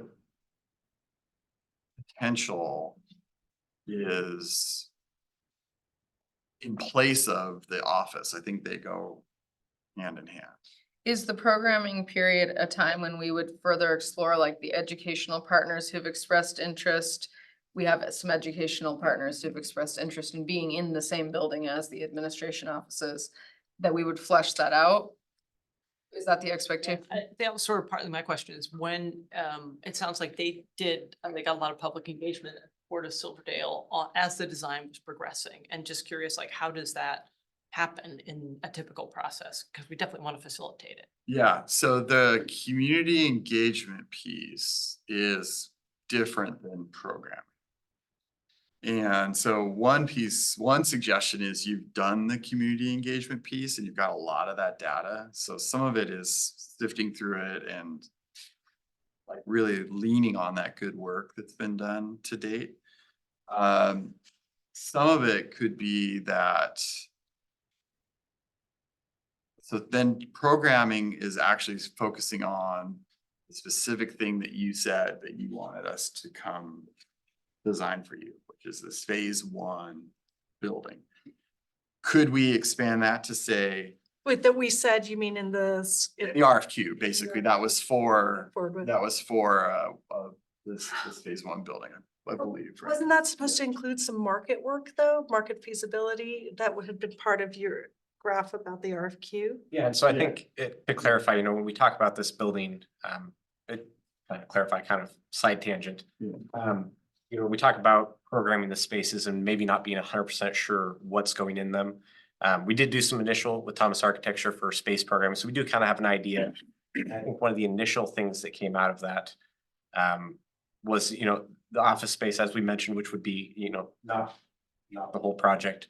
But the bottom floor is a lot more forward facing, where we would have tenants. And I think kind of the initial thought was doing shell work. So building the building, having the shell, and then as we find those partners, doing tenant improvements. So that you're not designing for somebody who maybe is not interested, but you have the infrastructure in place. And maybe you can go into a little bit more details as far as shell and then tenant improvements. But then, yes, to understand also with Cushman Wakefield. Cushman Wakefield. Yeah. To understand, that what could be the potential, what is the market analysis, what does this area want, which would then help to influence that space programming. So I get what you're asking. So thanks, James. The market analysis, yes, we want the market analysis to be part of this process. The market analysis is Cushman Wakefield using their data to figure out what the demand is. And so we just did this for Port of Tacoma, and it was for more industrial uses on the Halibos Peninsula, the early business center. But what came back was that 99% of those waterfront, water-dependent sites in Puget Sound where you might manufacture, build boats or do things like that are taken. They're full. There aren't any more. So there is a market need to build more of that particular real estate component. What we are planning on doing with your project is you've got some parts of the project. You've got the port offices, you've got the marina and some marina offices. Cushman and Wakefield can look at additional office space, which we know the market isn't super strong right now. They can look at restaurants, they can look at educational spaces, they can look at all these different components and provide a report that says, here's the demand. This is what's out there. Here's analogous properties. This is what they're renting for. This is how full they are. This is what the market says there's a need for. And that can either become part of this phase one building, or it can be how you start to plan the next two buildings. So there is data there. But what I would say is the internal work on market analysis that comes to your staff and comes to you as commissioners is different than going to the public and saying, what do you want? And from what I've seen from the destination waterfront work, you've done that. You I, are looking at me skeptically. well, so the waterfront center we heard about from Silverdale, it's serving the local small craft boat people, and then there's some mixed space that might be a farmer's market. Yeah. What I'm hearing is we had a potential tenant who's no longer going to be involved, but potentially some waterfront education tenants. That I understand. I don't understand designing a building though, until you know and have made a choice. Yes, we're, in addition to our office space, we're building space for classrooms or that kind, like, we'd be paying an architectural firm to build a shell without having locked in yet that that's what we're doing. Well, part of the process, and that's why they're called projects, we're projecting what may be. Part of the process is we work and walk together and we say, okay, this is what we know now. And we're gonna do some work. And then this is what we know now, and we're gonna do some work. And oh, we have some new information here.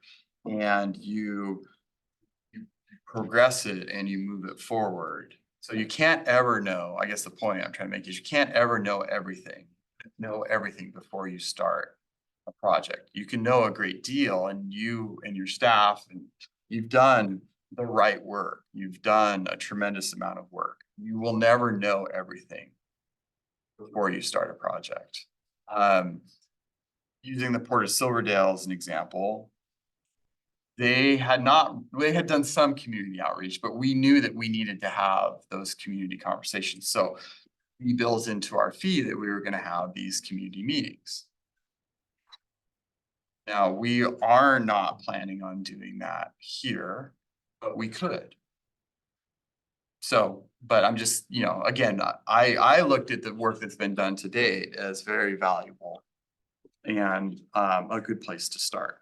Would you mind going back in your slideshow to that cool schematic of the 3 buildings that seem log inspired, like you said? They were logins. Which is an interesting tribute. Yeah.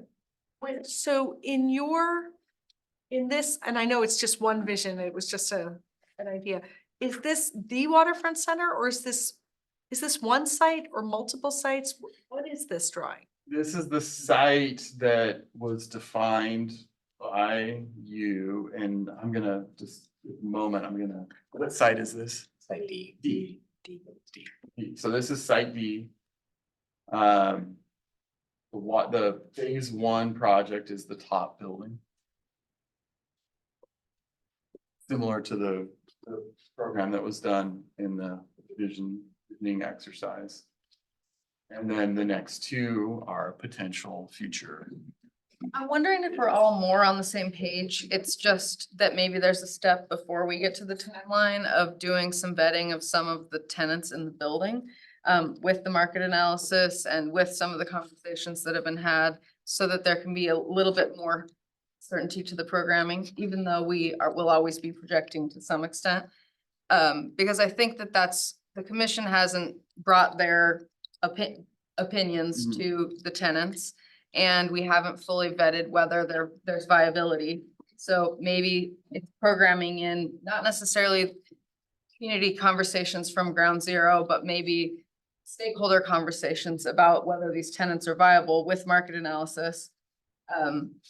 So that our programming can be more reflective of the commission, the community, because I agree with you, like the work that's been done from Destination Waterfront, the Destination Master Plan is a great foundation to build on. Now we can go see whether what the community asked for is actually viable from a market analysis as well as talking to our partners, and then whether the commission supports that direction. So that then your programming actually has meaningful context, And right? actually, what you're describing is the programming exercise. Okay, 'Cause so, we would be coming to you and saying, okay, this is what we've heard, this is what we think Okay. you want to go into this. Meanwhile, a market analysis is going on. okay, And we're saying, get some soil borings so that we can see what we have to work with there, and you need to get a survey, but while we're doing that, we'll have meetings with your staff and we'll start to say, okay, this is, if it's 20 to 25,000 square feet, this is how we see it coming together. You have a chance to have input and say, oh, actually, we heard from this constituent or this potential stakeholder that they want to be a part of it. Who was reaching out to you, Caleb, that wants a piece of your action? Well, we've just had some different developers that have. Oh, it was the senior center. Oh, yeah, no, so in Silverdale, we had a community center that got torn down 20-some years ago. And the county is, our county commissioner has been approaching me because she saw our 30% design. And they're like 10 years away from building a new senior center. And the property that they have probably isn't quite big enough. So they're coming to us saying, what if we got rid of the retail space? We invest in it. It'll be a community center for everybody. We haven't sat down to talk how many years and how much money and all that stuff. Because we haven't decided if we want to give over that control to the county. But it's something to look at. but you're saying that's part of our programming timeline. That's not an additional step. That is what's anticipated of the programming. I guess what I'm saying is as you start the process, and that's why it's so important to say it's a process, right? As you start the process, somebody is gonna come out of Oh, yeah. the woodwork. Many. They all want to be a part of it because it's cool. Many somebodies. And so there's gonna be opportunities and maybe some opportunities you didn't think of. And you're gonna have to weigh like, okay, what does this mean to the overall project? You get to make this decision.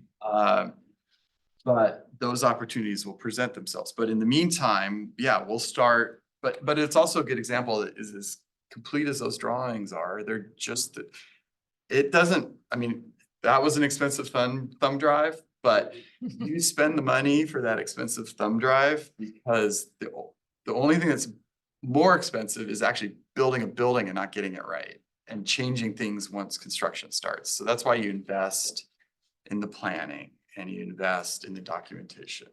And we can change to use that project as an example, we could change that ground floor to senior center rooms. It doesn't cost anything because it's the next phase of the project, right? So just to show you that you go forward with what you know, but yes, the programming exercise you described it better than I did. It is getting it all down, putting it together, checking in, saying, is this what we think from what we know now and moving forward. And then that's why you do that before you do the schematic design. I think that's it feels a little nervous, like, are you sure you're incorporating public access to the waterfront? Are you sure that you're incorporating? And I think that's where we haven't had that conversation. And so as long as that's part of what's being anticipated, as we're going along in the programming phase, it seems like, I don't know what everyone else thinks, but. I appreciate that you put it in a format that I could completely understand as compared to. So I thank you for Amy for explaining the process. The architects have worked hard to develop language that nobody else.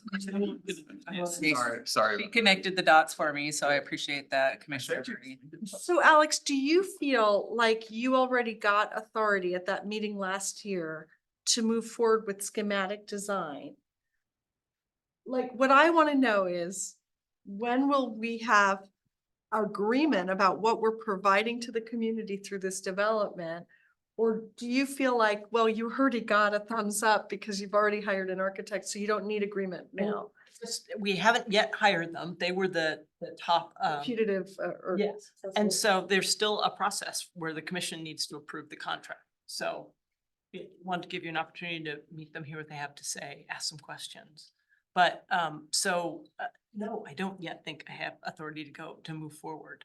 If we did move forward, as they said, that I guess it's built into your guys' contract that if we get to a certain phase and for whatever reason we decided we won't sit any further, then I guess we stop. You stop. But if the commission approved the contract, I would want to move into programming. And one of the first things is meet with all of you. And maybe we have another special work session to talk about what you want to see. Based on what you're hearing from people, what we've seen in the various documents and master plans. Perhaps we could invite the public Yeah, to I'll- that session or another event as well. Yeah, we could do a commission meeting, maybe a town hall. So I would add, some of the early space programming is just understanding, once we've taken care of the things that we know we need in the building, just understanding what space we have left. To then look at, okay, we have 15,000 square foot. Do we split that up into 3 tenants? Is it potentially one large anchor tenant? Which then the market analysis would come in. And just to go back to the 3 buildings we have here, we're talking about one of them. But really, as we talked about earlier, this is a catalyst project. So we're hoping by getting this first one done and really, making it public facing, also taking care of port needs and making it for our future. And we get additional development that comes, I go, man, look at that building. Look how well those spaces are doing. Look how much the community loves it. We'd like to do one right next to it. And that's part of, like Chris said, looking into the future. We don't plan this one project and build it in a silo. We build it knowing that down the road, we are going to add additional projects, or we hope to, right? And so it's not done in a vacuum. And I guess I would just add that. it'll all be folded in, our goal is to do a master plan for the Port Peninsula in the next year, and this will all be part of it, and this will be folded into that, so. It would also be very helpful, you weren't able for this meeting, but to hear from Upwork that where they did that activation of the waterfront and how they started with one building, but one that's like 10 years farther down the line. Right, we tried to get some of the folks here, unfortunately, conflicts, but yeah. Or case studies, Yeah, but absolutely. I'd like that. Great. And I think what would be helpful for me, I'm in the real estate world, is with public money, you can get money for capital improvements that not necessarily for rent. And with the private sector, sometimes it goes the opposite direction. Better understanding our actual viability of the people that have so far come to the table or present themselves will help me to better understand the project through the programming phase. So that's just something that's in discussion, but. Yeah, I mean, as you all know, ports are unique Totally. entities, right? Like you have the same charter language as the state. You can tax, you're the only other thing that can tax. So I mean, there's things like that that are really interesting with ports, but really one of the reasons I love working with ports is because they have that mission. It's not just a strictly, bottom line driven real estate equation. It's a community benefit. It's investing in the community. It's investing in the future. It's creating assets. It's creating opportunities that if you were just to pencil it out in the for-profit world, Right. a lot of port projects don't pencil out. That doesn't mean you make silly decisions. We have the team to help you make the right decisions, but it's really the opportunity with these projects to create that waterfront that is memorable, that future generations use. So that's what's really exciting. All right, any other questions? Thank you very much. Yeah. Thanks, Chris.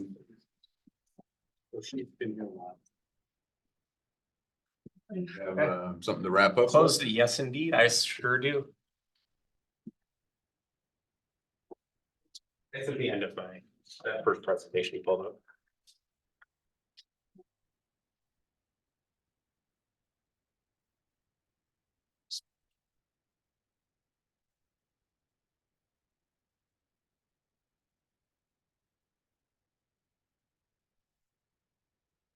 So, next steps. First, I just want to thank everyone that came to present. Thank you for taking time out of your day to support us in this mission. So thank you. It's very great. So next steps. So the next will be to execute a contract with EHDD. So I will be before you on May 28th as an advisory, talk you through the scope, talk you through the fees, and then again on June 10th for an action item. Assuming that all goes well, we will start into the design and the space programming. Again, as Chris mentioned, we want to structure this such that there is natural breakpoints where we have options to move forward or not. And really, as he mentioned, the goal of this first phase or the design is to get us to a point which would be considered shovel ready. So what does that mean? That's a point where we can go out, we can start showing community members, we can look for capital budget appropriations and grant requests. You're a lot more likely to get funding if you have a project where you've begun that design work and shown this is no longer just an idea that maybe we'll do someday. We've taken the first steps. Here's what we want to do, and we can get support around that. You talked about, looking for partnerships and how do we move forward without those partnerships? Well, again, right now, if I ask somebody, hey, do you want to be part of this project? They go, what project? So if we have those drawings, we can show them, look, here's kind of what we're thinking for the building. Here's where we would put you, does that work for you? What could we change? And so we can start to get those buy-ins from partnerships, whether that's, I don't want to name anyone specifically, but local entities, or maybe it's tenants we now attract where some restaurant goes, gosh, you know what? We've been looking for a waterfront place. This is exactly what we're envisioning. Yeah. James, this thing where you don't want to name someone specifically, Yeah. but they're talking to staff about potential uses, like when does that become? Like just when in a project does it become more open? There's an Absolutely. educational institution. How does that work in this? And I will say, me personally, people haven't reached out to me personally, but we have had some brainstorming with our Waterfront Center group of different people in the community who may be interested. Again, so I hesitate to just name names in case I catch somebody off guard and they're like, oh, I didn't know we were involved, and they're not. Nobody's involved. I'll name a name of something that happened, like, because I say dumb things all the time, James. So Lot had previously spoken with us about some sort of training facility. And I think we got over our skis a little bit about maybe overstating their involvement. And so they are interested, but we don't want to say Lot wants to move into 20,000 square feet, because we don't really know what they want. And so that would be an example of, like, I've had that conversation and now handed it off to staff, but it's still in its infancy. So I don't know where that, to your point, we need to have transparency in the process, but we also don't want to scare away prospective tenants. Like, Conversations with Lot, I think they said exactly, Matt Kennelly said exactly what Commissioner Harding said, is that they didn't want to be the leader on it, but they're very interested in a sort of water focused educational / training center. And they want to talk to us along with, say, Evergreen, and perhaps I know WSU has done stormwater extensions where they have, like, stormwater research going on and things like that. So anyway, there's more conversation to have around this sort of water themed idea, but I think none of us want to stick our foot in our mouth, except me, because I'm willing to do it, by overstating or misstating someone else's intent. So that was my concern with not saying the name.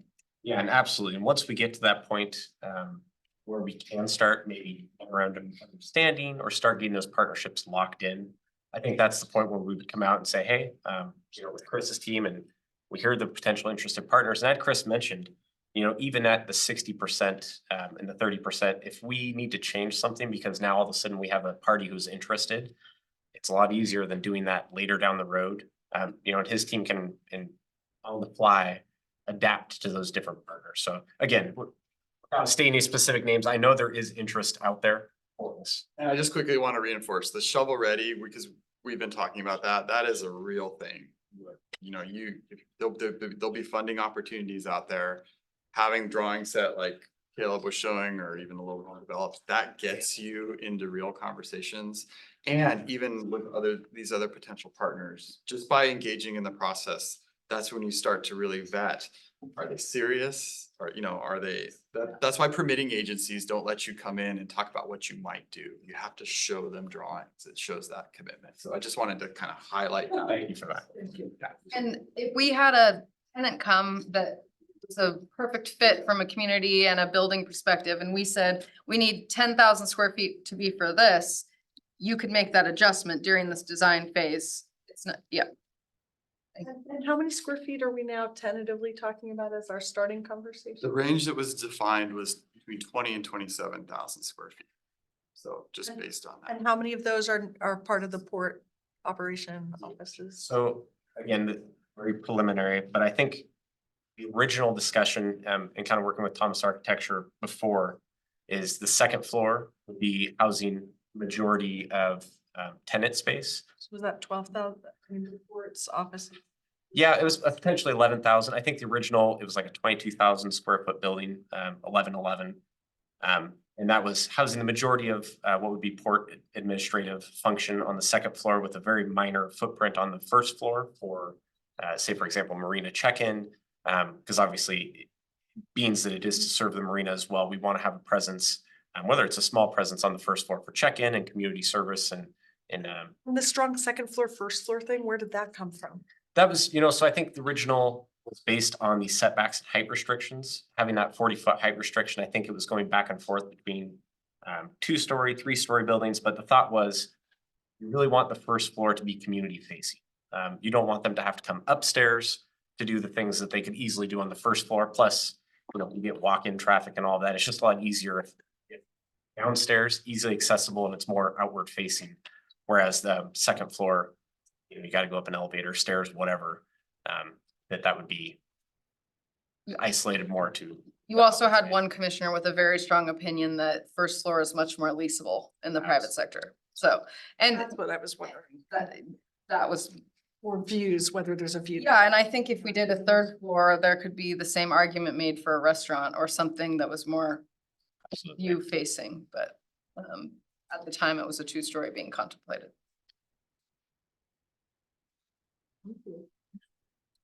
So that's the funding step. Again, really starting to figure out who those partners are going to be, how we're going to fund this, making our capital stack. And, obviously we have to understand how much this building is going to cost before we know what kind of requests we have. And then obviously, once we all are in agreement, then we move forward with construction and hopefully we end up with a bang. So, and then just in closing, again, kind of wrap up what we've been talking about. This project, really has the opportunity to secure the port's long-term future and address multiple issues at once. The marina offices, the fact that we are currently leasing offices here, which is an expense, and then the community outward facing and enhancing the marina so that more folks can enjoy it. As a side anecdote, I guess, I grew up just barely south of here. I'd never once been on Marine Drive until I worked for the port. In fact, I honestly didn't even know it existed because I had no reason to be here. Even with a young family, and we're a water family through and through, but we're not boat owners. So the ability to activate this for all of the community and not just necessarily the boat owners in the marina, I think is a huge, huge community benefit and opportunity. Like I said, it addresses multiple issues, one project. And that's your opinion. A lot of disagree. So then also, like I mentioned, the marine office declining wide that quite frankly is at the end of its life. And so in closing, we understand construction costs are high. It's not cheap to build anything ever. And we understand that's a concern. We noted, but we don't foresee construction costs going down or leases for that matter. In the short time we've been in our space, leases have fluctuated and gone up as our port staff have fluctuated. And so moving forward with this waterfront center really is a unique opportunity for the port. It gives us, like I said, the stability for the port for the future. And I would just close in by saying, we just celebrated our centennial, and this project would give us the stability that a 100-year institution like the port deserves. Thank you all for your time. James. All right, any further comments? Hearing none, this special work session is adjourned. Thank you, Commissioner, for staying. I know you'll do well.